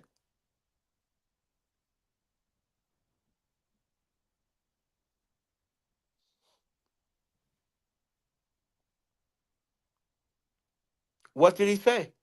You said he clearly said, and I know the song, but I want you to tell me, since you said that he said K. Dot's son is not his son.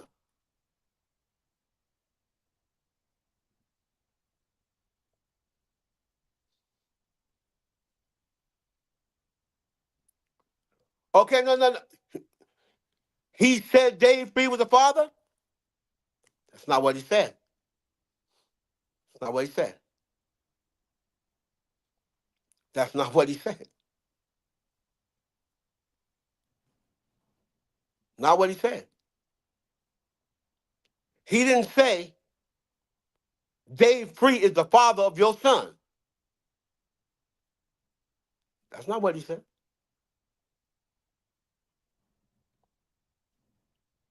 What's up, Gigi?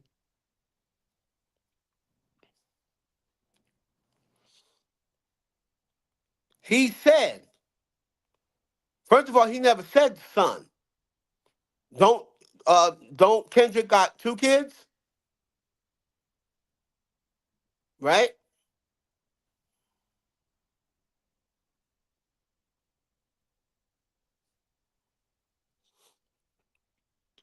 Hold on.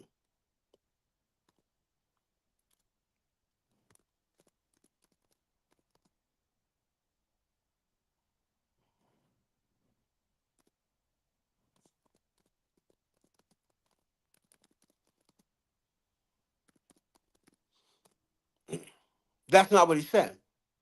So,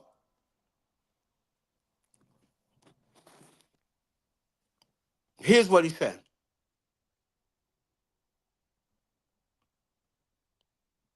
First of all, Kendrick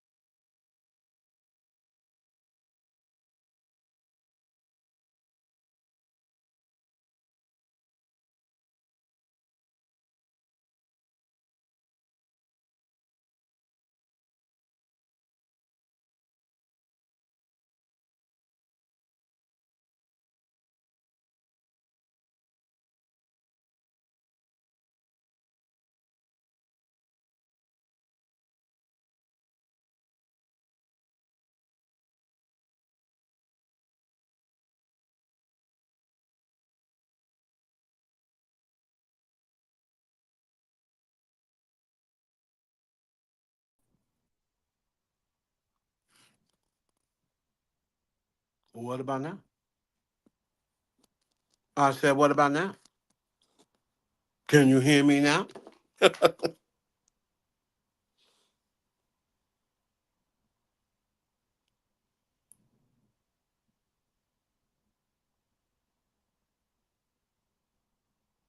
Y'all still can't hear me? Oh, okay.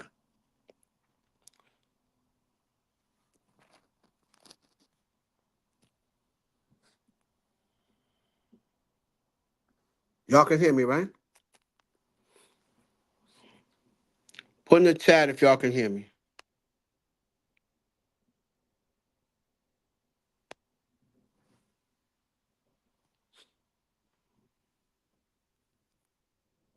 One, two, one, two.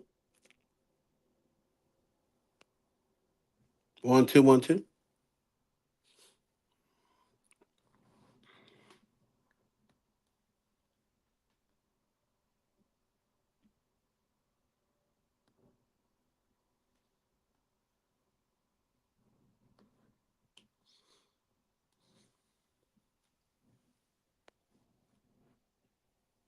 Okay.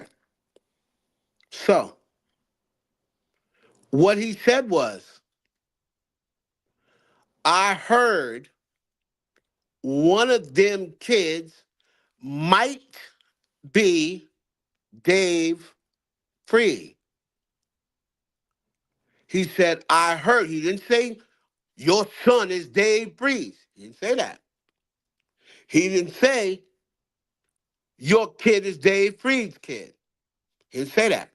What he said was directly, his exact words were, I heard one of them kids might be Dave Freeze. Now, let's take those words and go back to what Kendrick said, right? Let's take those words and go back to what Kendrick said.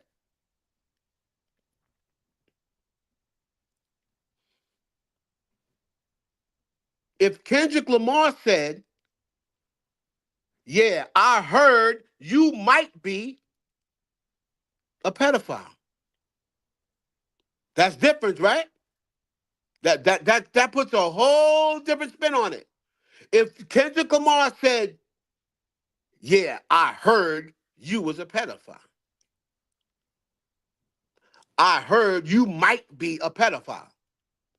That's way different from certified lover boy, certified pedophile, ain't it? That's way different. So you saying, I heard you might be a pedophile. But that's not what Kendrick said. So when you tell somebody something might be true, that means it can be or it may not be. Because if somebody tells you, yo, we going to the club tonight, you gonna come to the club, Mimi? Yeah, I might be there. Then if you don't show up, oh man, you told us you was going to the club. No, I didn't. I said I might be there. Am I right or not right? Am I not right? So then, as far as the abuse, well, hold on. I got an answer for that. I have an answer for that. As far as the abuse goes, if you go online and you type in Kendrick Lamar beat up a woman in Vegas, you can click on that story and there is a hotel worker that was working at the hotel. And she's telling the story about how Kendrick Lamar beat up a woman in her hotel. in her hotel.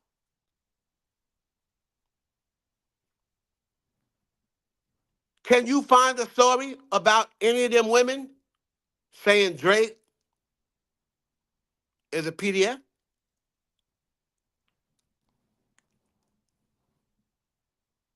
This is a woman that worked at the hotel.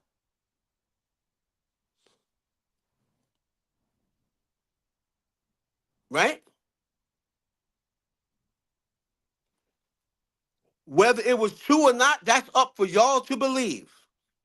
Right? They never said who the woman was. They didn't say whether it was his baby mama or whether it wasn't his baby mama. However, and he addressed this incident on the radio a few years ago. The woman that worked in Vegas, she came and made a video directly after he denied it on the radio. And she said, Kendrick Lamar is a damn lie. She didn't say whether it was Whitney or not. She said it was a woman who was with Kendrick Lamar. Y'all can go look it up for yourself. I'm not making this up. I'm not making this up.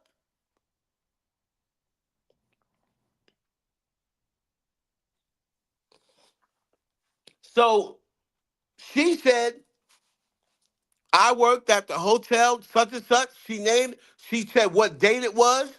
She said who was with Kendrick Lamar. She said what they were out there for. She gave the date that it happened. And when you look up that date that she said, Kendrick Lamar was in Vegas during that day. And she said the police showed up. The police showed up. But then after a while, after they made a couple of phone calls, they were just like, okay, everybody just get out. She said the woman had blood on her face. And everybody said, was his first name Lil? Did it start with Little? She said no. His name started with Kendrick.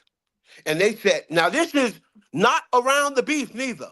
This is about 2000. This was years ago. So it wasn't like somebody was coming out and saying it around the beef. No, this was on the internet from years ago. This was on the internet from years ago.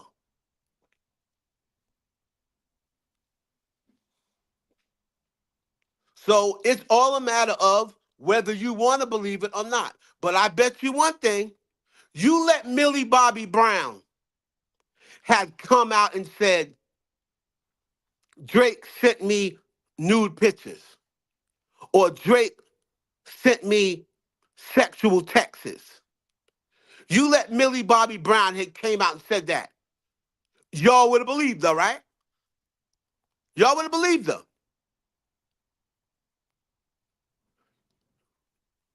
Rumors from who, though? That's the thing. This is the difference. Who have you heard came forth and said, I saw Drake with a young girl?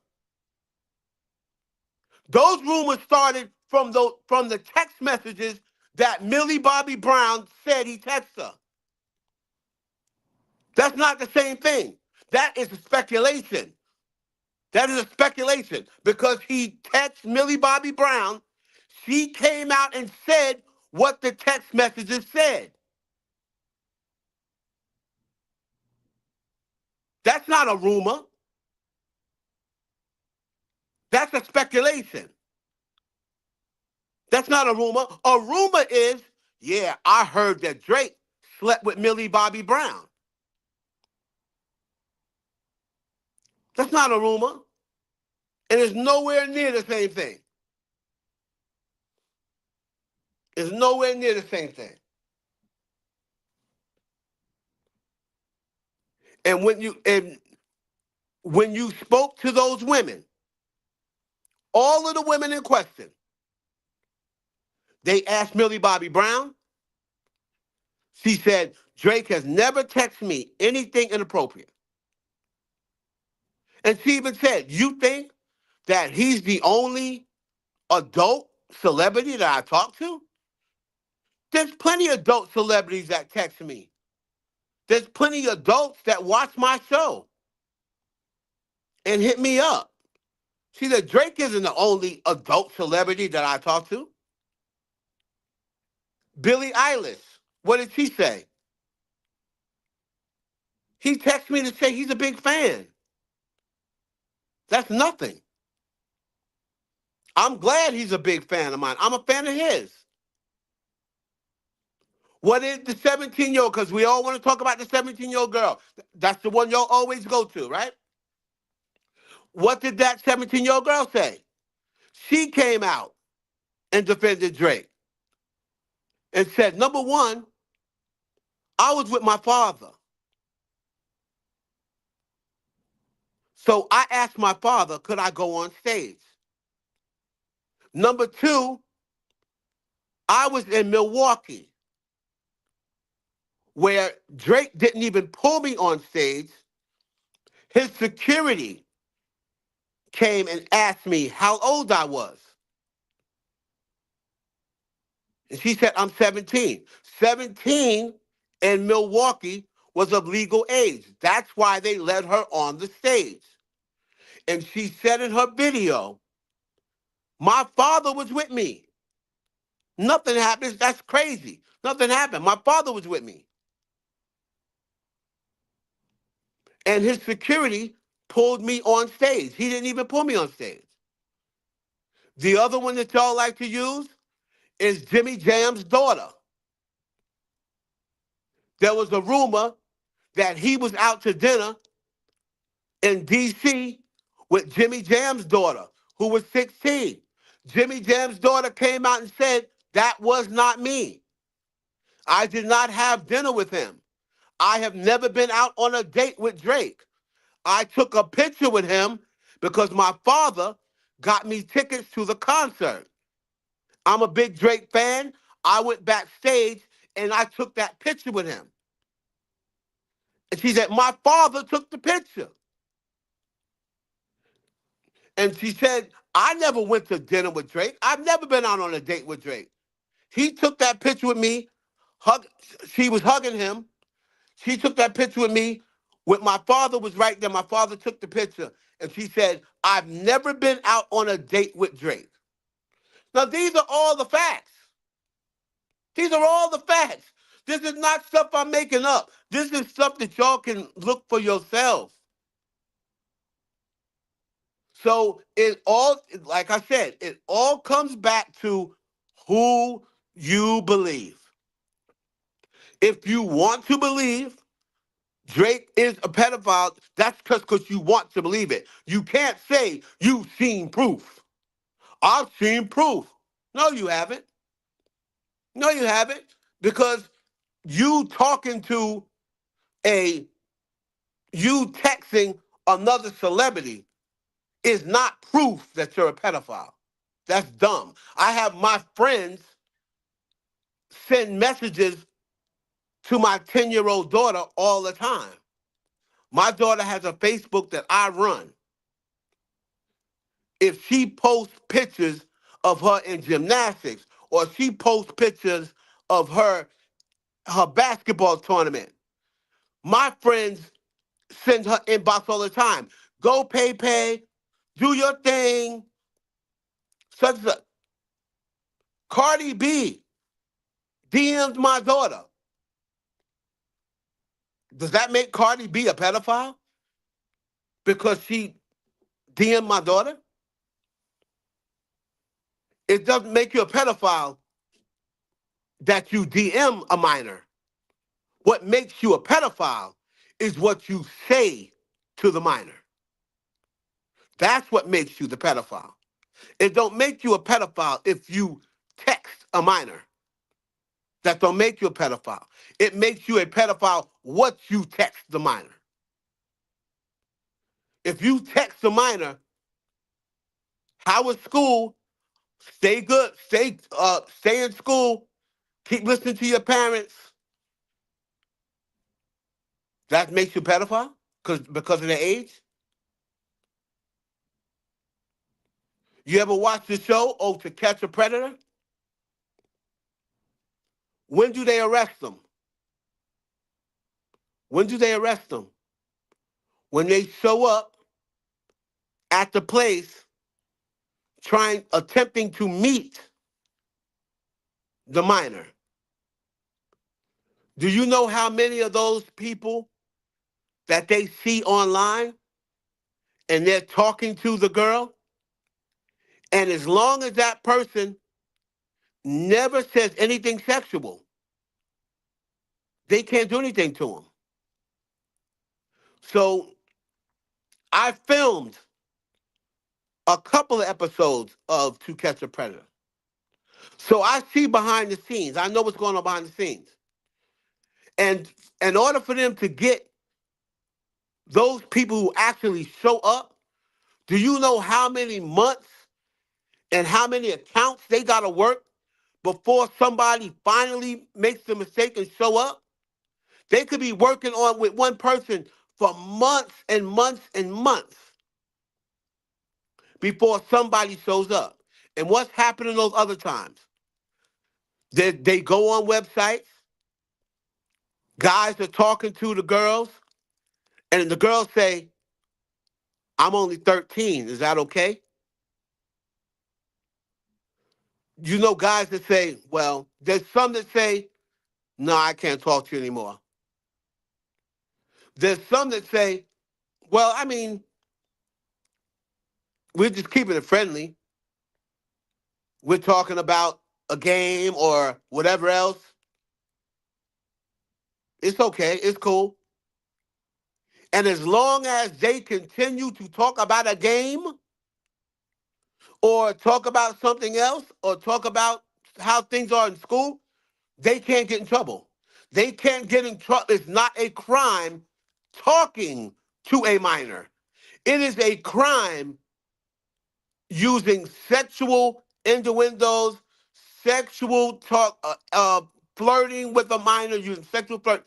That's where the charge comes in. It's not DMing a minor.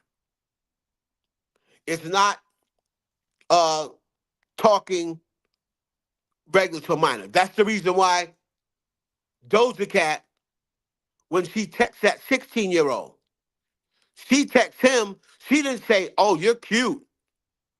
She said, how do you contact the other guy on the show? I think he's so hot.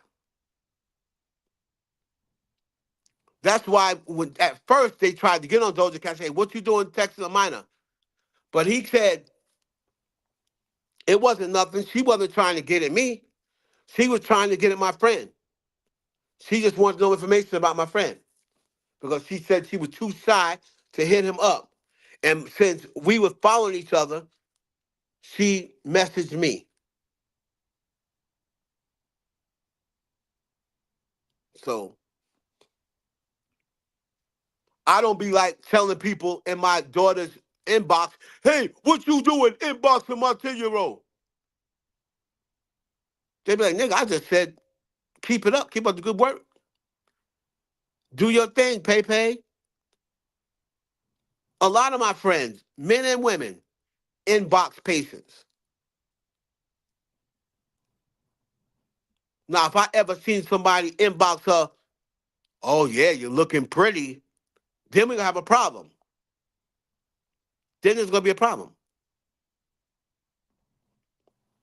Anything slightly inappropriate, yeah, there's gonna be a problem. All right. So that's gonna be it for that. Um, ASAP Rocky trial started, right?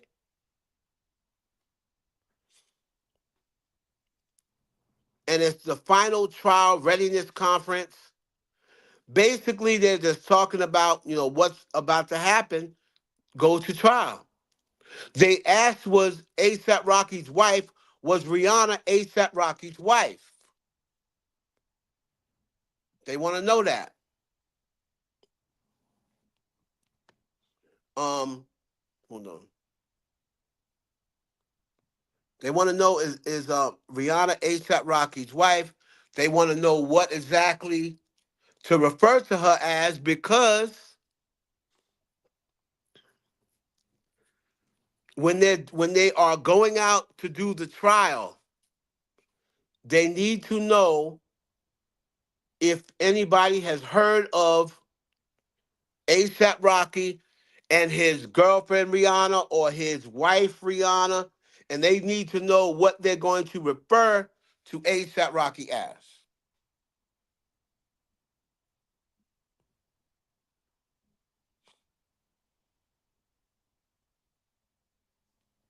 Hold on. Might see some feedback for 1 minute.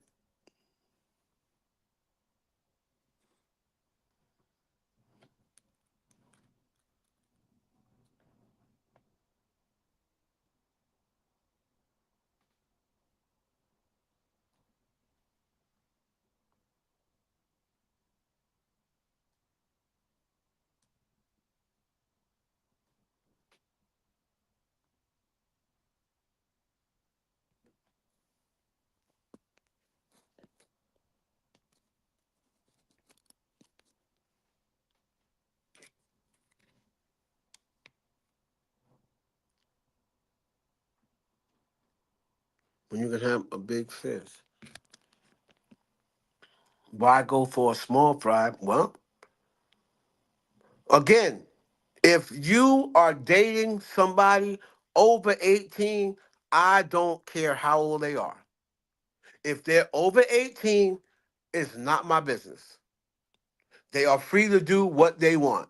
That's the reason why I don't. People be going and windmilling and cartwheeling. Oh, how could Drea date a 22-year-old? That's her damn business.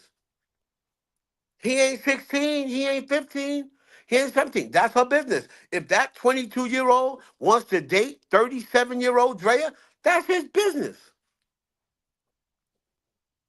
If a 18-year-old girl is interested in a man 45, that's her business.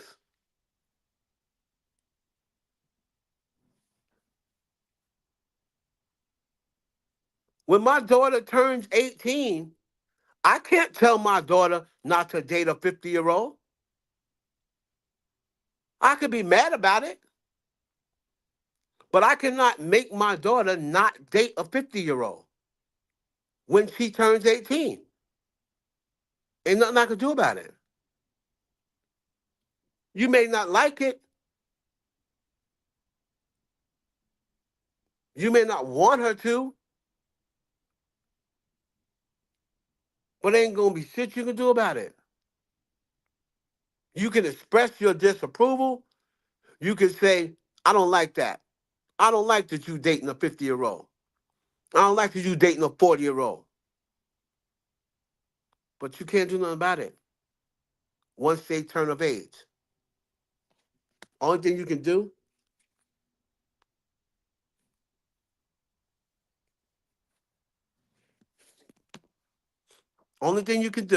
hold on. 1 2 1 2. Yeah, the only thing you can do is hope that they don't do it. But you can't make them not do it.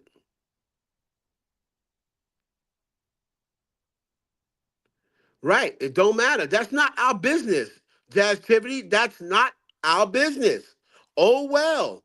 If her son is the same age, that ain't our business. That's not our business. See, that's what I'm saying. This is this generation's problem. Y'all think y'all can come in here and just because something is weird to y'all, it's got to be weird to everybody else. It don't work like that. Y'all ain't changing nothing over here.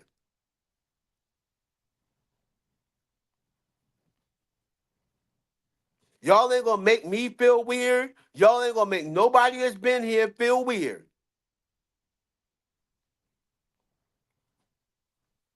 Oh, you don't feel weird dating a 21-year-old? Nope. I would feel weird if I was dating a 17-year-old though. Do I feel weird I'm dating a 20 if I'm not dating one, but I'm saying if I was dating a 21-year-old, because I'm gonna tell you, I tell people straight up, 90% of the chicks that try to get at me is under 30. 90% of them. I can show you my DM if you like. But 90% of the women online and when I'm out, number one, I don't look my age. Number two, younger women are attracted to older men. And why is that? That is because the niggas that they producing now, these new generation of black men, they got no respect for women. They don't care about marriage. They don't want to have a family. They don't care about um, respect or chivalry. They don't consider paying for women or taking care of women.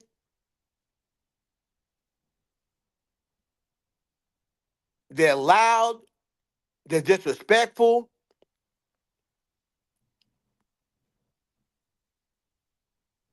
And that's why a lot of young girls are dating older men. That's why a lot of young girls are dating older men.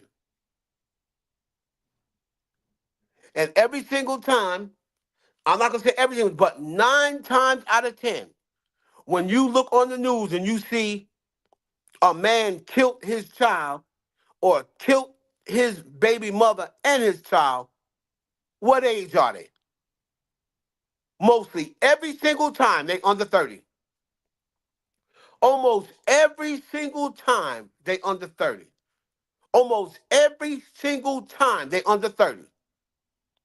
So these women are out here saying, man, I can't even break up with a nigga. Like, I can't even tell a dude that I don't want to be with him no more. Because these dudes are out here killing girls that's telling them they don't want to be with them no more.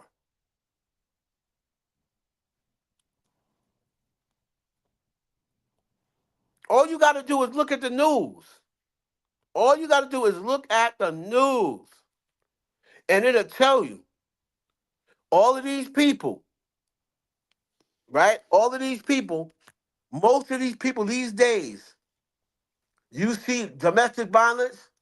These dudes are online punching women in the face, fighting girls. They literally punching girls. They in a fight with a girl and punching them like they be punching a dude. And almost every chick that I may find in my DM, they all say, Mimi said, I'm 5 years older than my husband. They all say, there was a girl probably like 3 months ago. I ain't gonna put her on blast. She comes in my chat a lot. She's only like 22 years old. Right? She's like 22 years old. And I ain't gonna put her on blast, but she sent me a DM for my birthday. She said, happy birthday, Have. It's a little video. I click on the video, and I'm not gonna go into what she was doing on the video. But she was enjoying herself on the video. We'll put it like that. She's 22. She comes in the chat often. And she said, I wish this was you. right? So I'm sitting here and I'm like, listen. I said, what do you want? What a young girl like you gonna do with me? I'll ruin your life. Straight up. That was my exact word. Girl, I'll ruin your life. Straight, I'm serious. I'll ruin your life. Right? She said, well, come ruin it.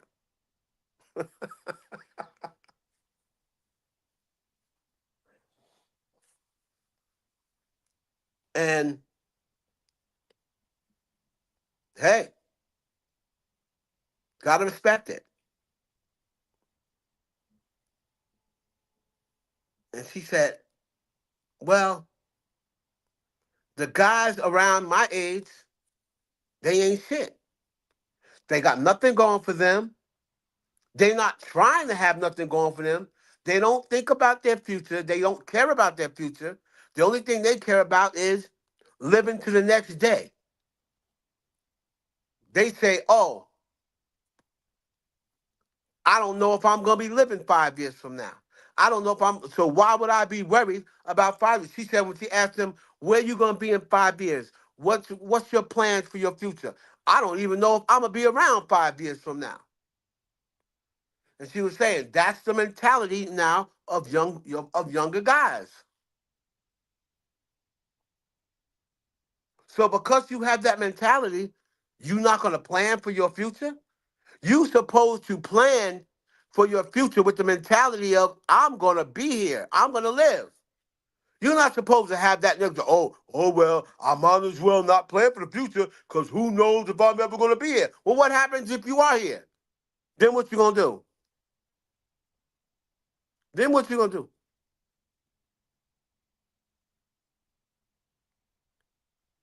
The Kashonat and the Drewskis, okay, they're making money online streaming. Online streaming ain't gonna be forever. What about what happens when streaming goes out? What happens when streaming is no longer a thing? Do they have an education to fall back on once this streaming stuff goes out? Because the way that they definitely not invested in saving their money. Because that's not the mentality of men today.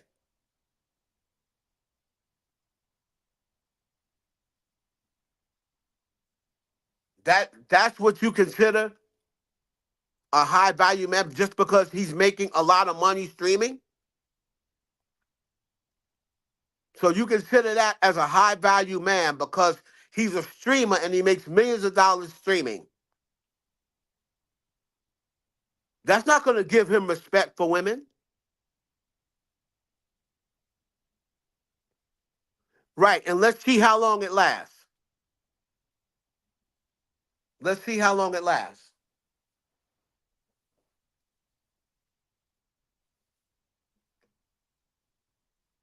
I bet you none of these girls, I bet you none of these guys are even thinking about marriage. You're not going to, because they brought up in the era where, social media era, where women are portrayed as thoughts and gold diggers and get flown out and this, that, and the other. And you see women with different men and they're posting that. I'm in here, I'm in Dallas this night, I'm in Rio, I'm in such and such, and you see all these women going all these places and you don't even know them to have a job, but they're going all these different places. That's what men are thinking of women. That's what men are thinking of women because of social media. This girl is going to be with Kashonat maybe a year, if that. But because they don't take girls serious, there's going to be another girl walk up a Drea, an Ice Spice, or somebody like that that's gonna offer Kashonot some ass because they know he got a little bit of money, and he is going to because that is their mentality now. That's men's mentality. They don't care about. They don't think about. Well, what happens if I get caught? Their thought is, who cares? I got the money.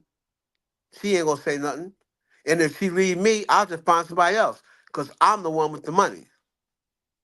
That's men's mentality now.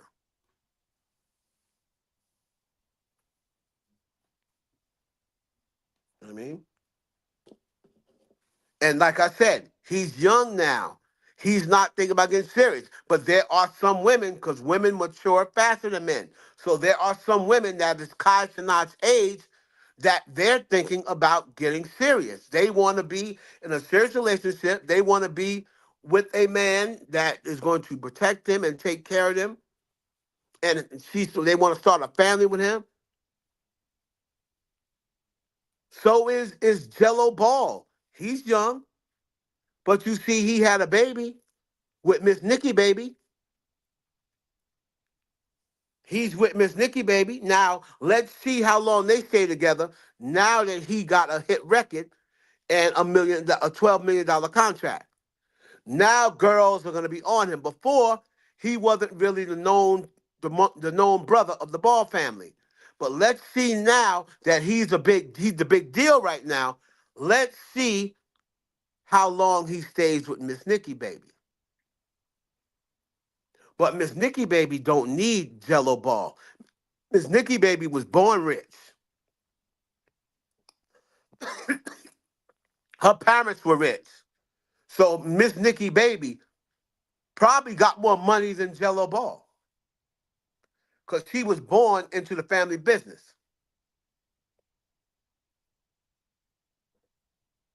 Right?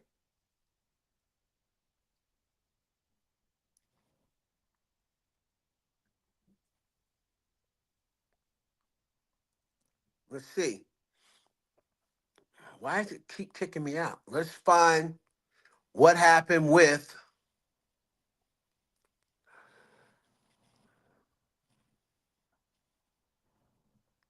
Busta Rhymes. Hold on.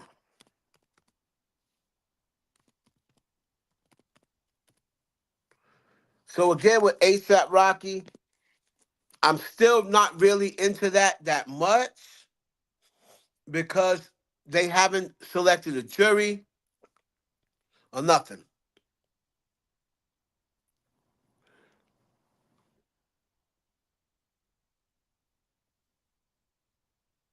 Right, but DDG, he's not really ready to settle down. DDG went and put a baby up in Haley is because that was his plan from the beginning. He knows that she's a good catch and he wants to be attached to her. See, men that go get baby mamas,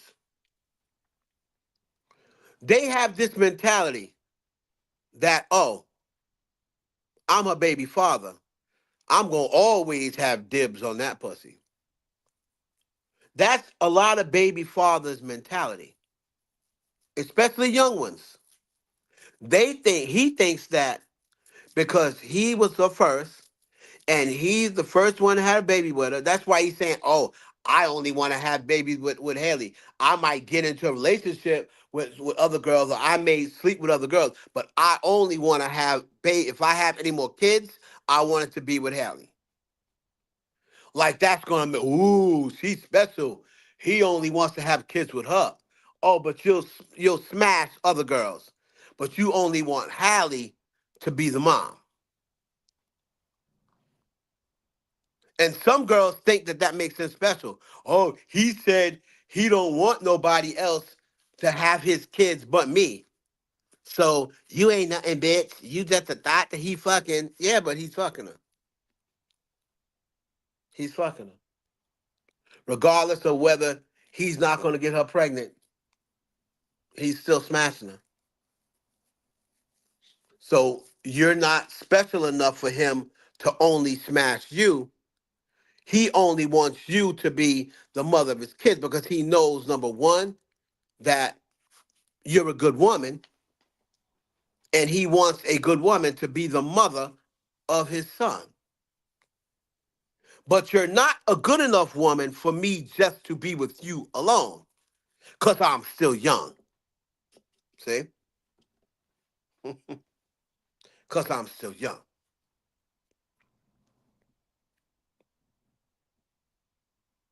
Right?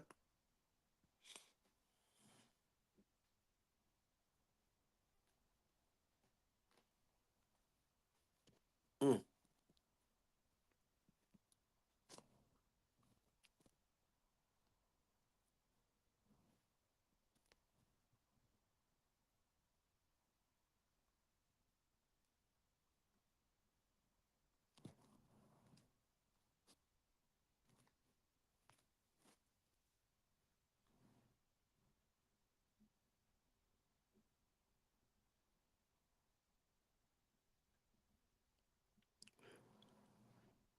How was that his plan? Hey, I can only tell you what he said. If you follow DDG, if you follow DDG, he said a long time ago, yeah, I'm going to get her pregnant. When they first started dating, he said that. That's not me. You saying, how is that his plan? Because that's what he said. That's what he said. He said a long time ago he was going to try to get her pregnant. And then it finally happened. Even before she had a kid, even before she got pregnant with him. What is it? Hey, it's me. Hey, it's me. What's the question?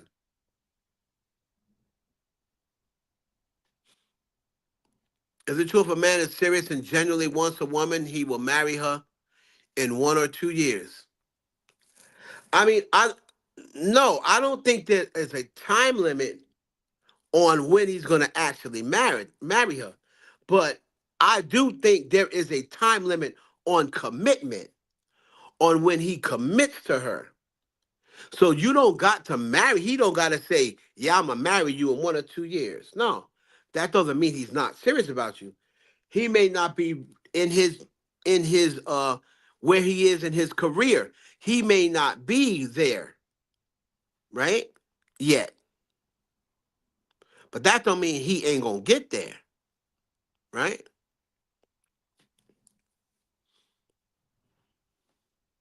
That don't mean he ain't going to get there ever.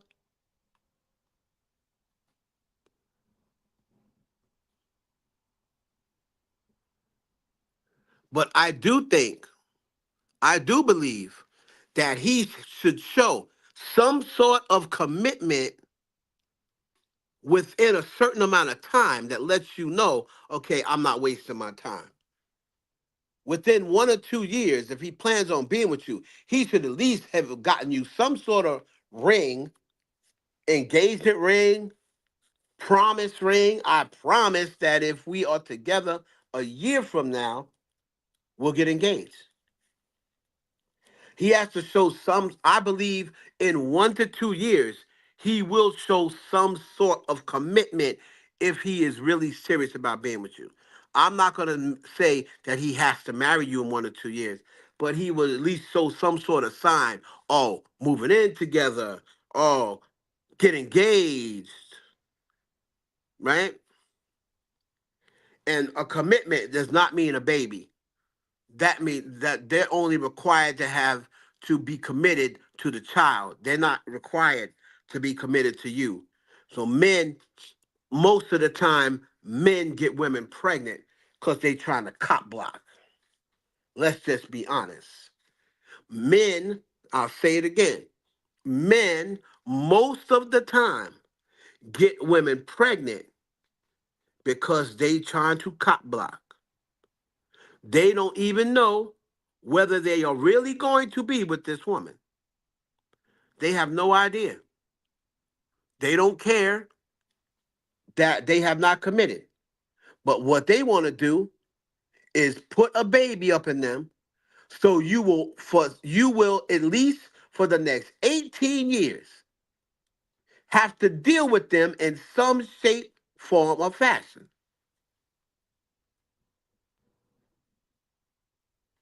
And like I said, men think,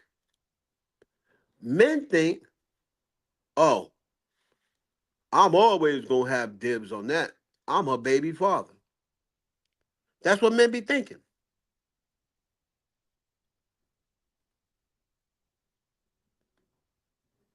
That's what men be thinking.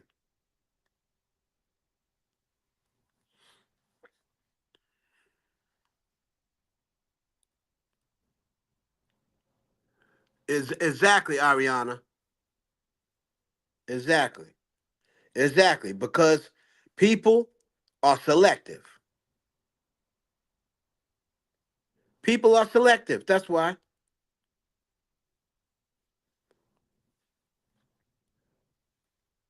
Selective. Just like how I said about Taylor Swift. Same thing I said about Taylor Swift. Why? How can Taylor Swift have all these boyfriends? How can she go from man to man and nobody ever call her a 304? Why? How is it that Taylor Swift can go from man to man and nobody ever call her a 304?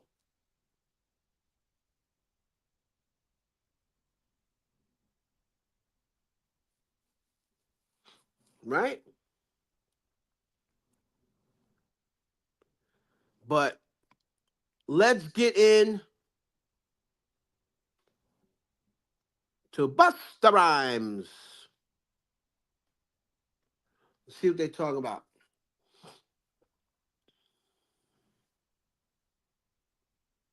So,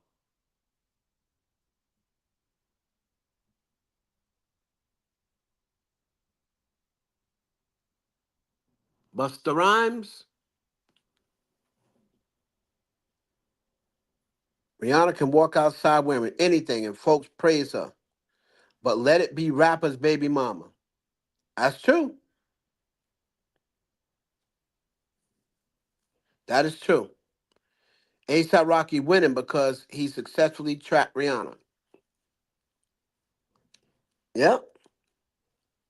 And remember, Rihanna came out and made the mistake and said, they don't even got to be with me. Remember when she started getting up there in age, in her 30s? Women's biological clocks start ticking. And she said, I don't even care if he's with me.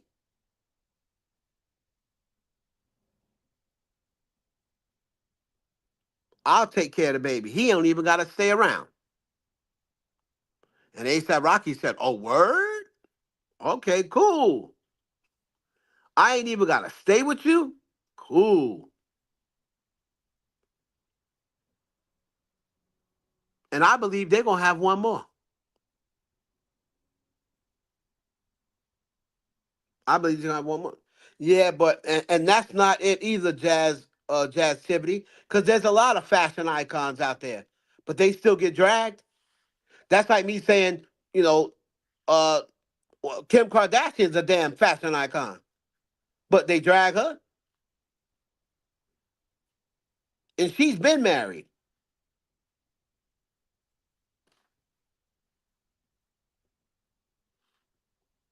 And Rihanna's another one. How many men Rihanna been with? But you never hear people calling her a 304.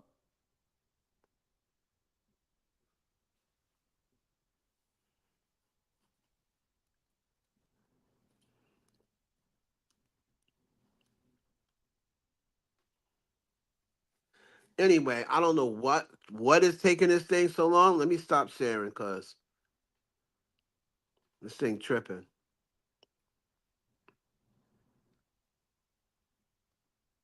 Hold on.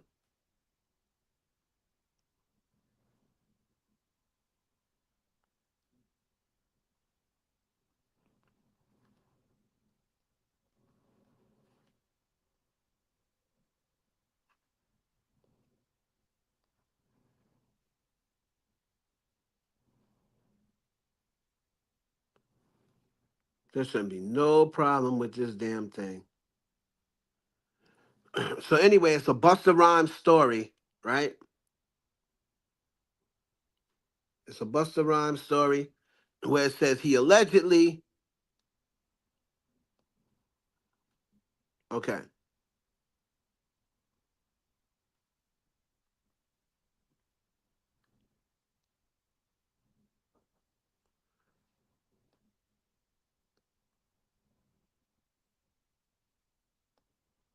So Busta Rhymes, Busta Rhymes be kicking it. Everywhere you know I be sticking it, I be licking it. Busta Rhymes be kicking it.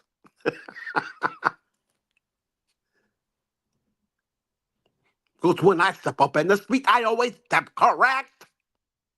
Got you all in check. I got that headbutt sit that make you break your neck. Got you all in check. And you know we come through and rock the discotheque. Got you all in check. All right, so Busta Rhymes allegedly assaulted his assistant in Brooklyn earlier this month and turned himself in to the NYPD this week. TMZ reports. On January 10th, the rapper reportedly got into an argument with his assistant, Dashiell Gables. You like that jazz activity, don't you? um, okay. So on January 10th, the rapper reportedly got into an argument with his assistant, Dashiell Gables, because Gables was on the phone during work hours. The incident occurred in the lobby where Gables lived in Brooklyn. Busta is accused of hitting Gables multiple times in the face after their dispute turned violent. The assistant called 911. Someone please call 911.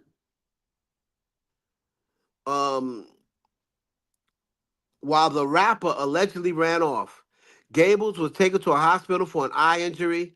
On January 14th, Busta turned himself into the police. He was given a desk appearance ticket for misdemeanor assault, attempted assault, and harassment. Oh, Lord, have mercy, Jesus. What the hell is wrong with these people, eh? Y'all can still hear me, eh? Wait a minute. Is my mic working? Can y'all still hear me? Put a one in the chat. Y'all ain't saying nothing.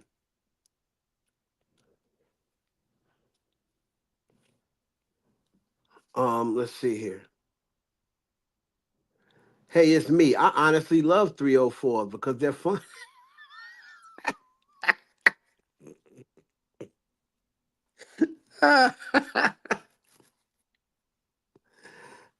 You love 304s. I love 304s too. I ain't even gonna lie. I love me a good hoe now.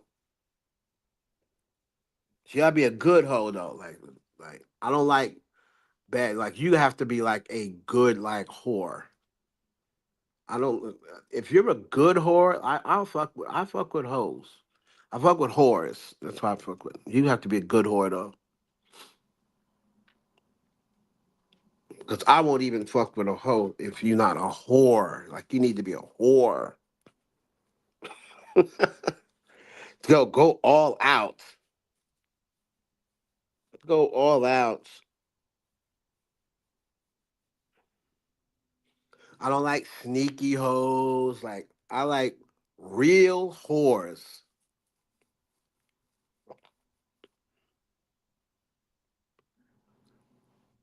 Wait, wasn't Rihanna back to back at the sex parties at one point? What do you mean? What's up, Gigi? What do you mean back to back? What do you mean?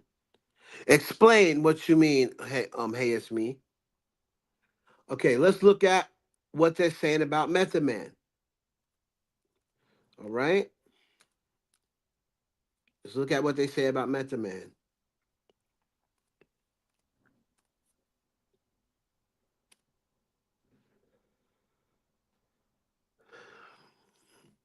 So is the Method Man story true or is it not true? Let's go. Shout out to the 304. That's right. Tell him, Gigi.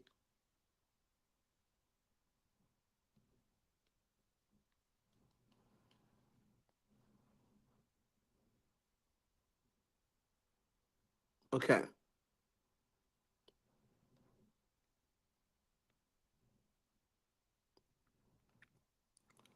So this person says, and we're going to have to get the story.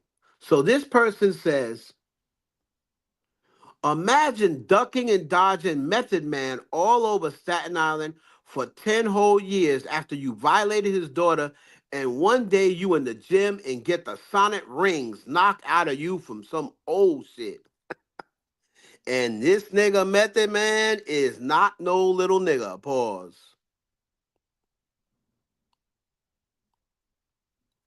Rapper Method Man was arrested, but I heard he wasn't arrested after he allegedly caught his daughter's ex-boyfriend at the gym and punched him in the face multiple times. Method Man was detained for assaulting his daughter's ex at a Crunch Fitness in New York. According to reports, New York Post, Meth was seen punching the man in the face 7 times with a closed fist. The man reported pain to the face and feeling dizzy, but refused medical attention. And there's Crunch Fitness. That's where it happened. Look at Davis McClain.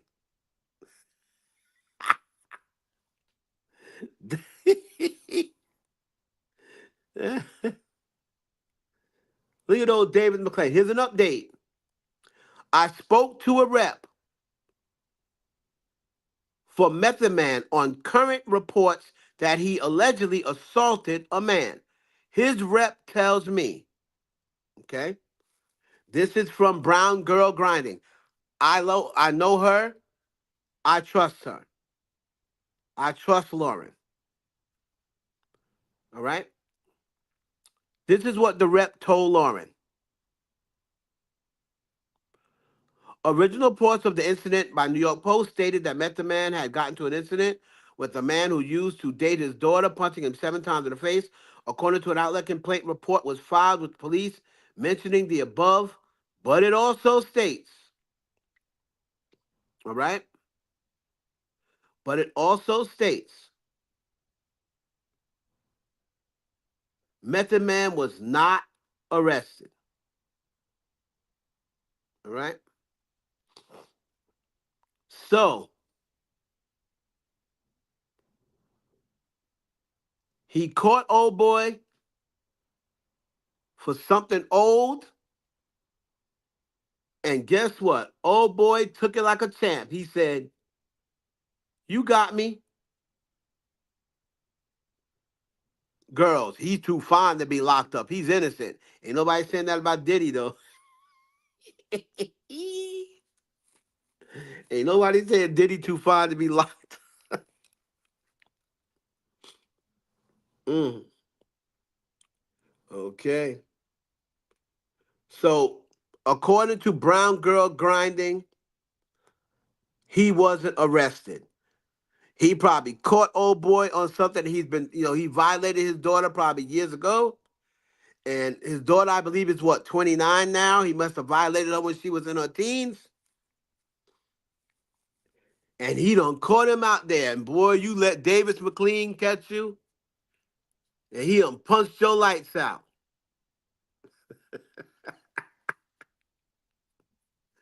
Woo! Y'all remember when Method Man,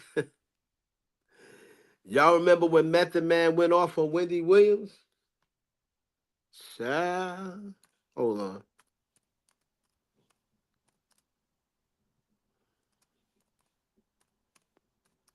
Everybody swear they love Wendy. Oh yeah, protect Wendy Williams. That nigga Method Man.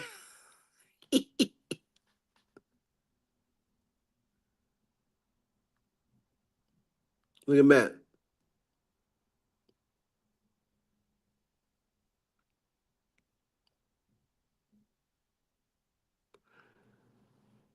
Method Man had a one-night stand with Wendy Williams. Did y'all know that? Let me tell you something. Wendy Williams back in the day, Wendy Williams was getting it in back in the day. Because Wendy wasn't ugly back in the day. And Wendy Williams was with it. She was with the shits back in the day. I heard a lot of rappers put wood to that. Puffy, Biggie, Meth, Prodigy, Eric Sermon. Wendy Williams was getting the dick. Hold on. Wendy was not playing. Remember this?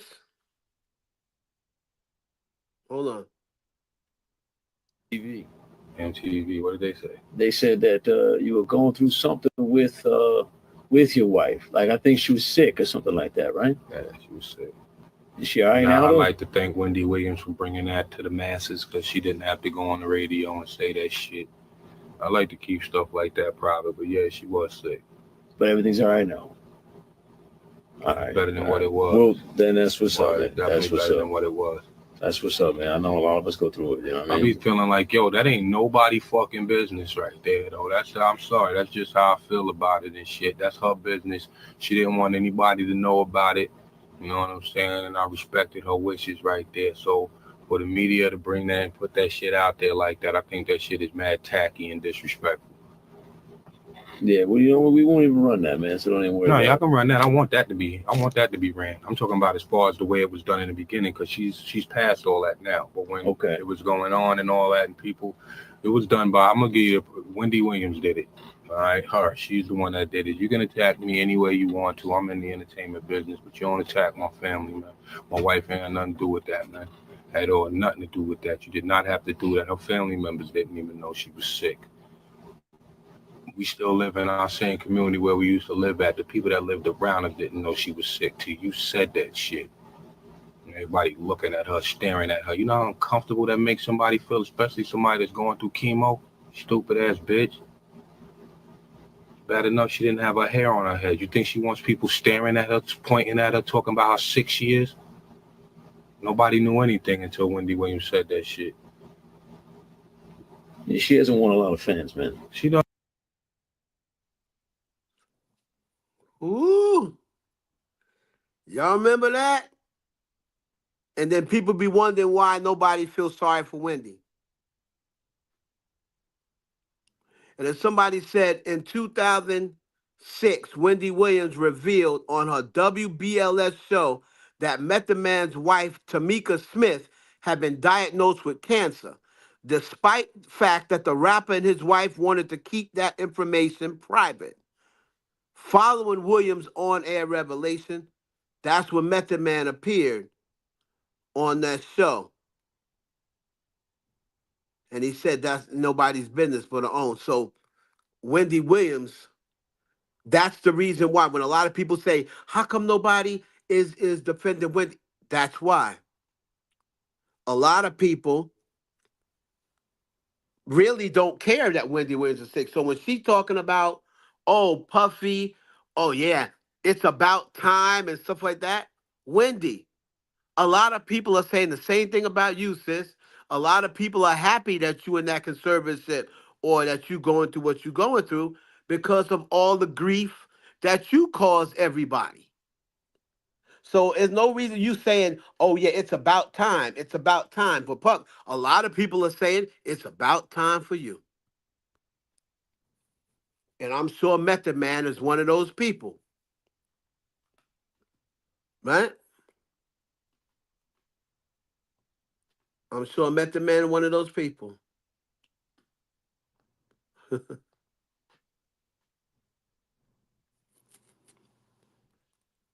Method Man's probably saying, karma's a bitch, bitch.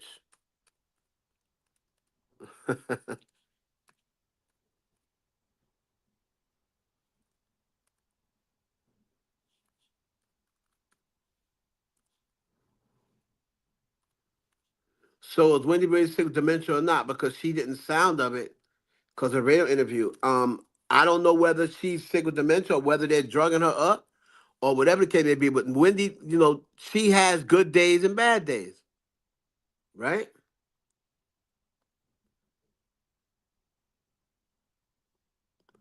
She has good days and bad days. But for Wendy to say that she don't got dementia, well, what be wrong with you then? Because when we be seeing you out there in them streets, right?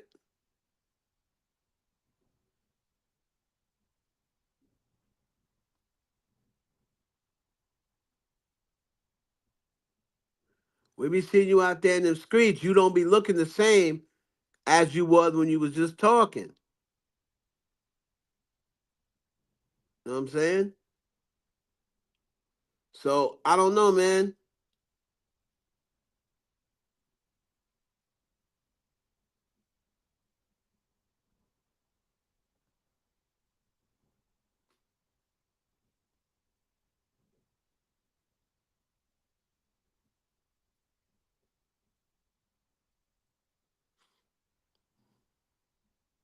Let me see.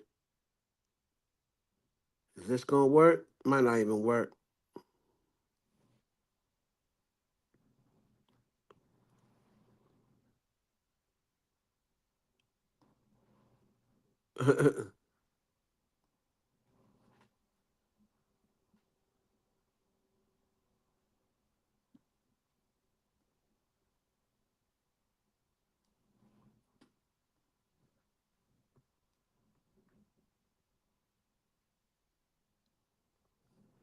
Nah, it's not working. So I don't really know whether Wendy Williams really got dementia, whether she don't. But all I know is a lot of people are happy that whatever's happening to her is happening to her. Because Wendy Williams made a lot of enemies, right? Wendy Williams made a lot of enemies in the industry.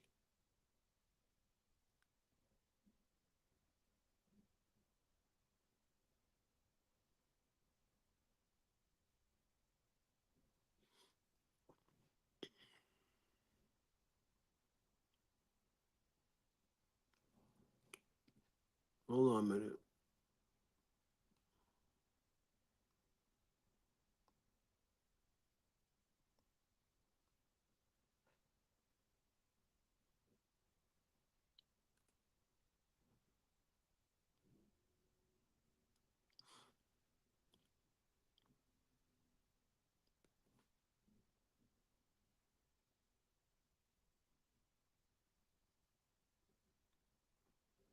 So if anybody don't know, so what exactly was your relationship with Wendy Williams? Right. You always said at the end of the so-and-so. Listen, no. I don't care about answering this. Wendy Williams had implicated a lot of people into where she was getting her job, quote, her job, per se.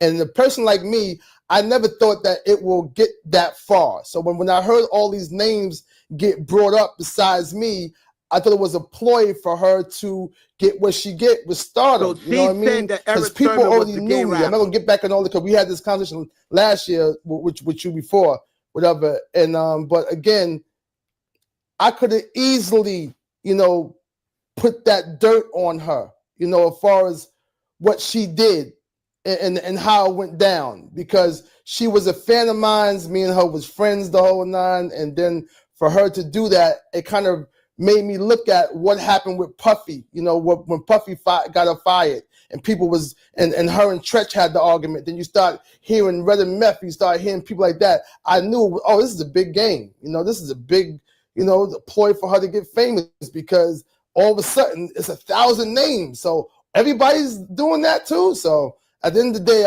I felt that I could have really put her under, at that time, and be like, listen, are you trying to tell me X, Y, and Z that, this stuff for me and you never was friends and this and that? So, it went dead. Like, I didn't really put too many things on it. After a while, I figured that, okay, it was a play for her to get where she got to now, once all the names was implicated besides mine.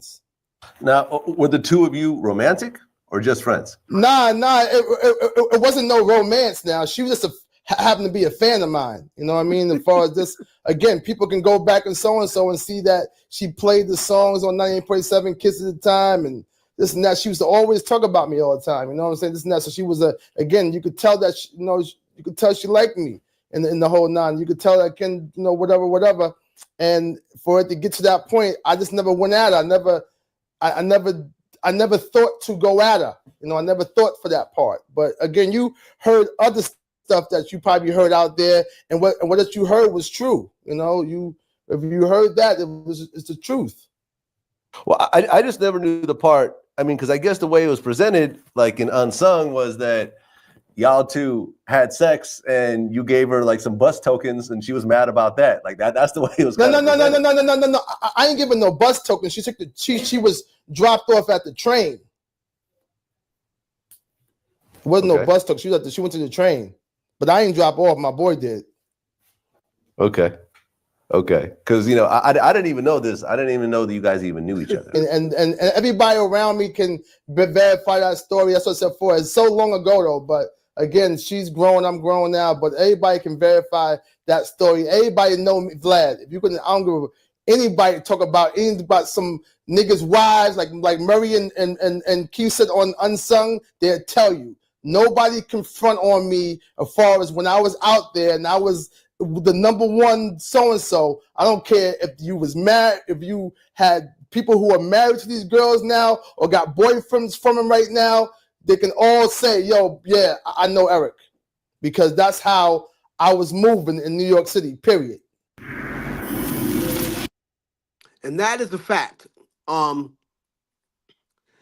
Eric Sermon, the Green-Eyed Bandit, when it was late 80s, early 90s, Eric Sermon was knocking down everything. Every chick was going crazy over them green eyes. And he's a brown-skinned brother with green eyes, making money, got the hottest record in the city. So all the chicks was trying to get at Eric Sermon. And Puffy even had an issue with Eric Sermon because Puffy's first baby mama, Misa, right? Puffy's first baby mama, Misa, she was creeping around with Eric Sermon. And Puffy was trying to catch he heard that Misa was messing with Eric Sermon, and I believe he laid hands on Misa when he found out about Misa and Eric Sermon. You know what I mean? So Eric Sermon was knocking down niggas' wives, and that's why he ended up jumping out the window. You know, when there was a story, like it was early 90s, and Eric Sermon was with one of these rappers' wives or one of these gangsters' wives, and dude came home early, right? Dude came home early, and Eric wasn't expecting him, the woman wasn't expecting him, and he came knocking it, and Eric Sermon jumped off the balcony. They were on the third or fourth story.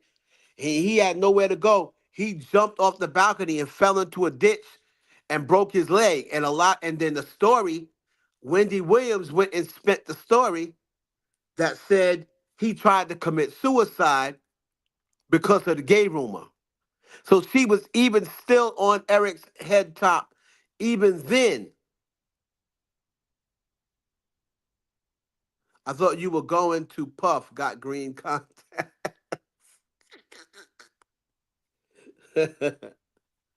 So,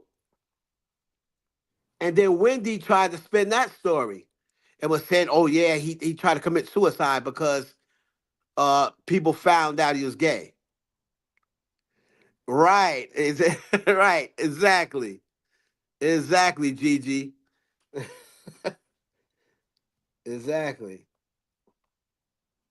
He is definitely the original Mr. Steal Your Girl. Eric Sermon, the green-eyed bandit. All the chicks, like back in the day, Left Eye. He was smashing Left Eye at one point. Him and Left Eye was living together. And if you don't remember, there was a group called Illegal. There was a rap group called Illegal in the early 90s. And that was Eric Sermon's group. He gave that group to Left Eye because they were dating. And he gave her the group Illegal. So if you ever go on YouTube and look up Illegal, there's a video that Eric Sermon is in there and Left Eye's in the video with them. Because he gave Left Eye the video. And rest in peace to Left Eye. As y'all know, anybody that follows me on Instagram, you'll know my Left Eye story. I played pool with Left Eye and got my ass whooped. Well, I wasn't really playing pool. She was really the only one playing pool. She was the only one really playing pool. And she whooped my ass in pool. And that was the only time I ever met her in Atlanta. And T-Boz was there because I was a big T-Boz fan. I wanted T-Boz. Like back in them days, out of out of the TLC girls, mostly all the guys wanted Chili. And then the guys that didn't want Chili, they wanted Left Eye. But me, I was always a T-Boz guy. So I was like, yeah, I want T-Boz. I want T-Boz. So then one day I happened to be lucky enough to bump into T-Boz in Atlanta with Left Eye. And I told this story on my Instagram a lot. And I'm asking T-Boz for her number, right? Hear me, a nobody. Got the nerve. I'm asking a superstar for her phone number. And the look she gave me, she gave me the look that you supposed to give a no-name nigga when you are a superstar. That's the type of look she gave me, like, what? Like, why would I give you my number? So she said, we get ready to play pool. And then Lisa said, you gonna play? Rack 'em up. You gonna play? Hurry up. So T-Boz said, if you beat Lisa, you can have my number. So Left Eye went out there, the jokester that she is, and she broke, like she was gonna break, right? She hit the ball like and missed the whole pile. But I think she did it on purpose, right? So that to suck me in. So she missed the whole pile on purpose. I'm like, oh shit, I'm getting T-Bob's number. This broad can't play no pool. And I was pretty good too. And I'm sitting here, I'm hitting the balls, I'm this, that, and the third. I hit it like 2 balls. And then I tried to get one, and I missed it. And then she was like, oh man, you didn't tell me you was this good. You didn't tell me you was this good. Nah, I'm quitting. And I'm like, no, keep playing. So I'm thinking that she really not good. I'm like, keep playing. And she's like, all right, I'm going to try. Next thing you know, this girl said, I'm going to try to get the 2 ball in the corner pocket. Whap, hit it. Oh, man, that was lucky. That was a lucky shot. Now, 4 ball on the side. Whap. 5 ball, corner. Whap. 6 ball, side pocket. Whap. I was like, whoa, wait a minute. This broad hustled me like she's like a damn pool champ. And then left eye. T-Bob's just sitting there laughing, right? T-Bob just sitting there laughing. And she said, she cleared the whole pool thing, left all my balls on the table, and she was like, next. So I'm sitting there looking for an explanation, and Left Eye's like, move, man. Move, man. You lost. Move, man. So, so Left Eye said to T-Boz, Tiana, get that boy your number. Get that boy your number. T-Boz said, a deal's a deal. If you would have beat Lisa, I would have gave you my number.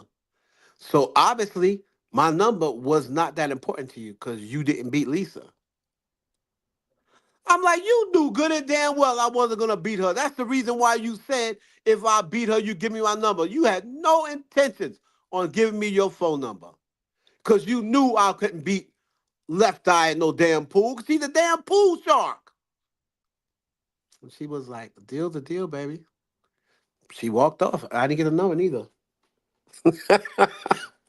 She said, I'm not giving you. Even Left Eye said, give that boy your number. And she said, no, a deal's a deal. You didn't beat Lisa, so I'm not giving you my number. So rest in peace to Left Eye. Rest in peace to Left Eye. And shout out to T-Boz, man. Shout out to Tiana. I've always be a fan. Mac 10 snatch up over you, lose.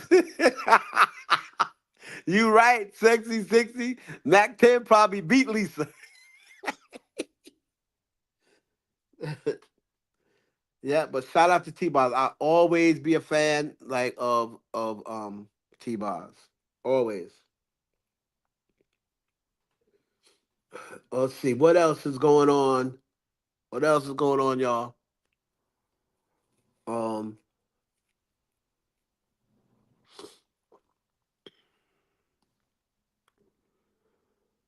So Diddy, hold on.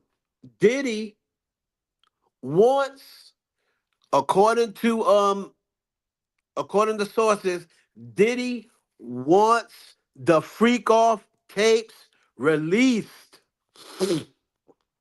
Diddy wants the Freak Off tapes released, y'all. Diddy wants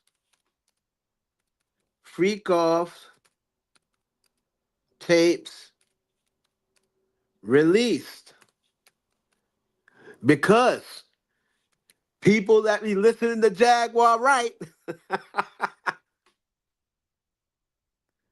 right?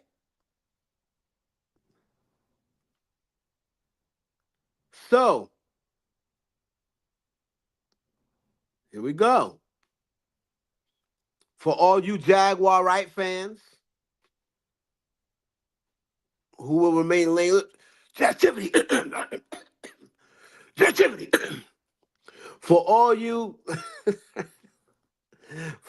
Jaguar Wright fans, let's see here.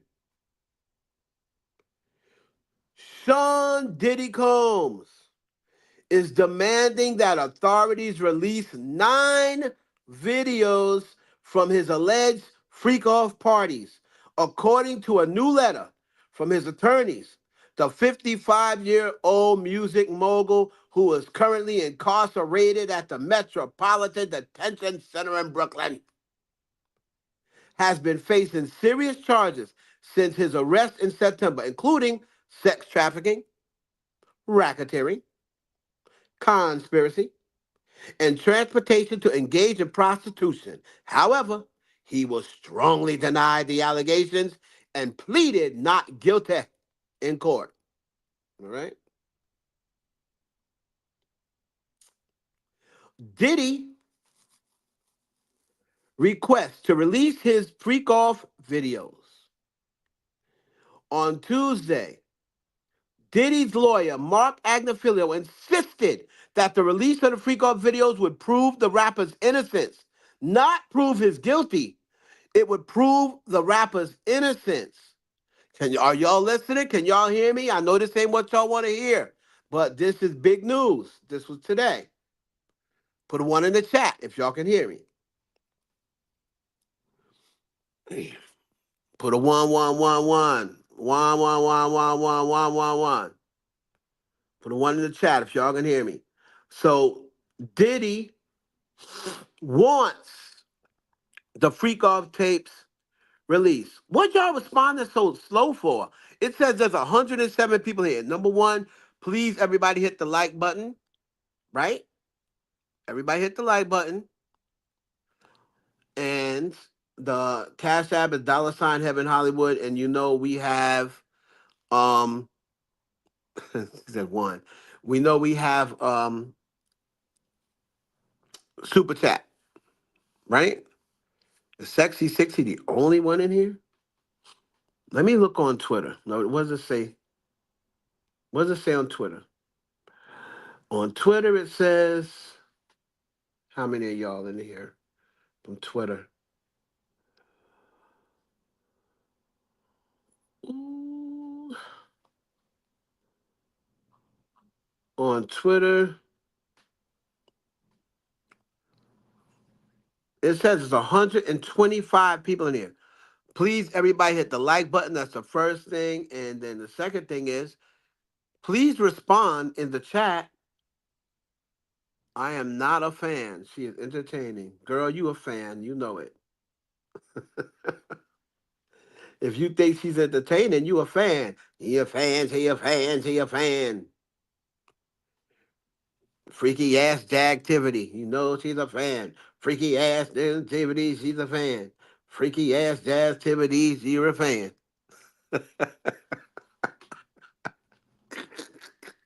Let me stop. Hold on.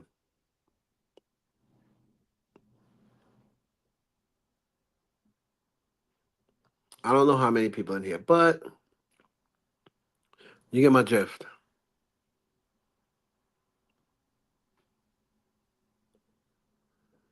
Anyway, back to Sean Papa Diddy Pop.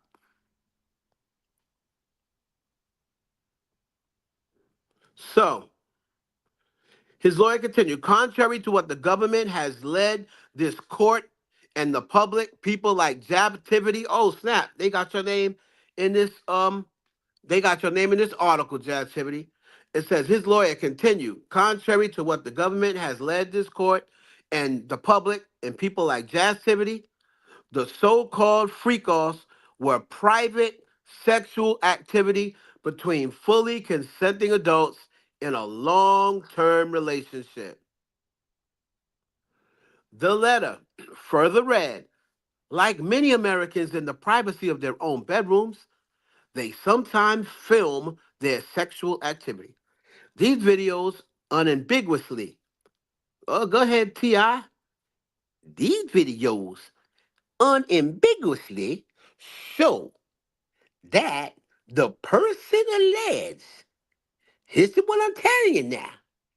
Listen to what I'm telling you now. The person alleged in the indictment to be victim one, who we now know as Cassie, not only consented, but thoroughly enjoyed herself. Now listen to that, Tiny. Listen to what I'm telling you. See, that's the problem. This is why we are always at odds, because you don't know how to listen. This here says, the letter further read, like many Americans in the privacy of their own bedroom, they sometimes film their sexual activity. These videos unambiguously show that the person alleged in the indictment to be victim one not only consented, but thoroughly enjoyed herself. She enjoyed herself, Tiny. Cassie is no victim. She's not innocent. Diddy's lawyer requested better access to freak-off videos. The prosecutor was refused access to the tapes after Diddy was charged and his attorney was given access to the content in November and December. The letter to the judge continued to read, contrary to innumerable sensationalistic media reports, the videos do not depict sex parties. They are not no secret cameras. There are no orgies. Well, there are no other celebrities involved. Well, there are no underground tunnels. Well, there are no minors. And not so much as a hint of coercion or violence. Far from the government's lurid descriptions, the videos show adults having consensual sex, plain and simple, as reported by the U.S. Mirror. Why did he settle? Because he did not think Cassie was going to go public with this lawsuit. Now, if you remember, he didn't settle at first. He didn't settle at first.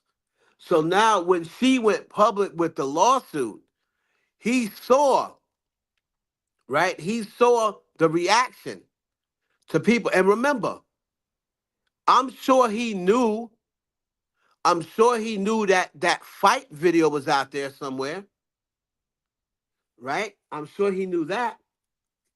But so remember, the freak off, whatever that hadn't got mentioned yet.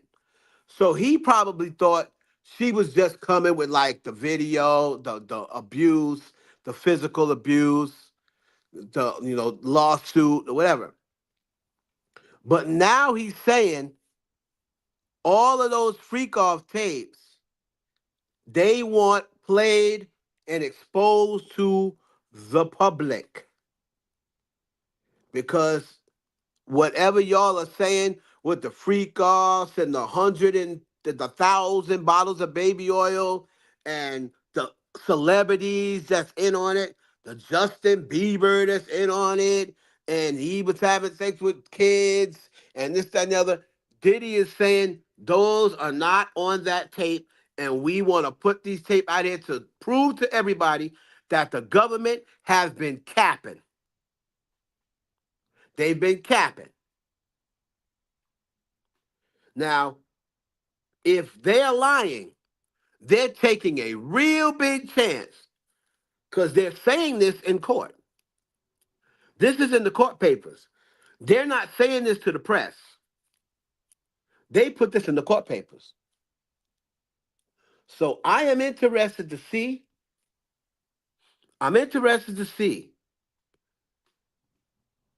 the response back from the prosecution. That's what I'm looking to see. The response back from the prosecution. I want to hear them say, boy, you lying. You know there's freak off tapes. You know other celebrities are involved. I want to hear their response back. But I know as of right now, as of today, because it was never mentioned in court still, as of January 17th at 1:23 a.m. Eastern Standard Time, there has been no mention of any celebrities on any tapes. There's been no mention that the government has never once come out and said, we got freak off tapes. That has been everybody online. That has been everybody with their conspiracy theory self. That has been everybody on YouTube. Right?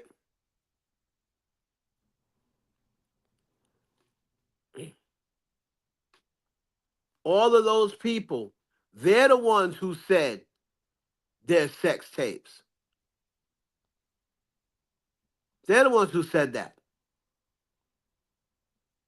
But nobody in the government has ever said that there were sex tapes. Nobody.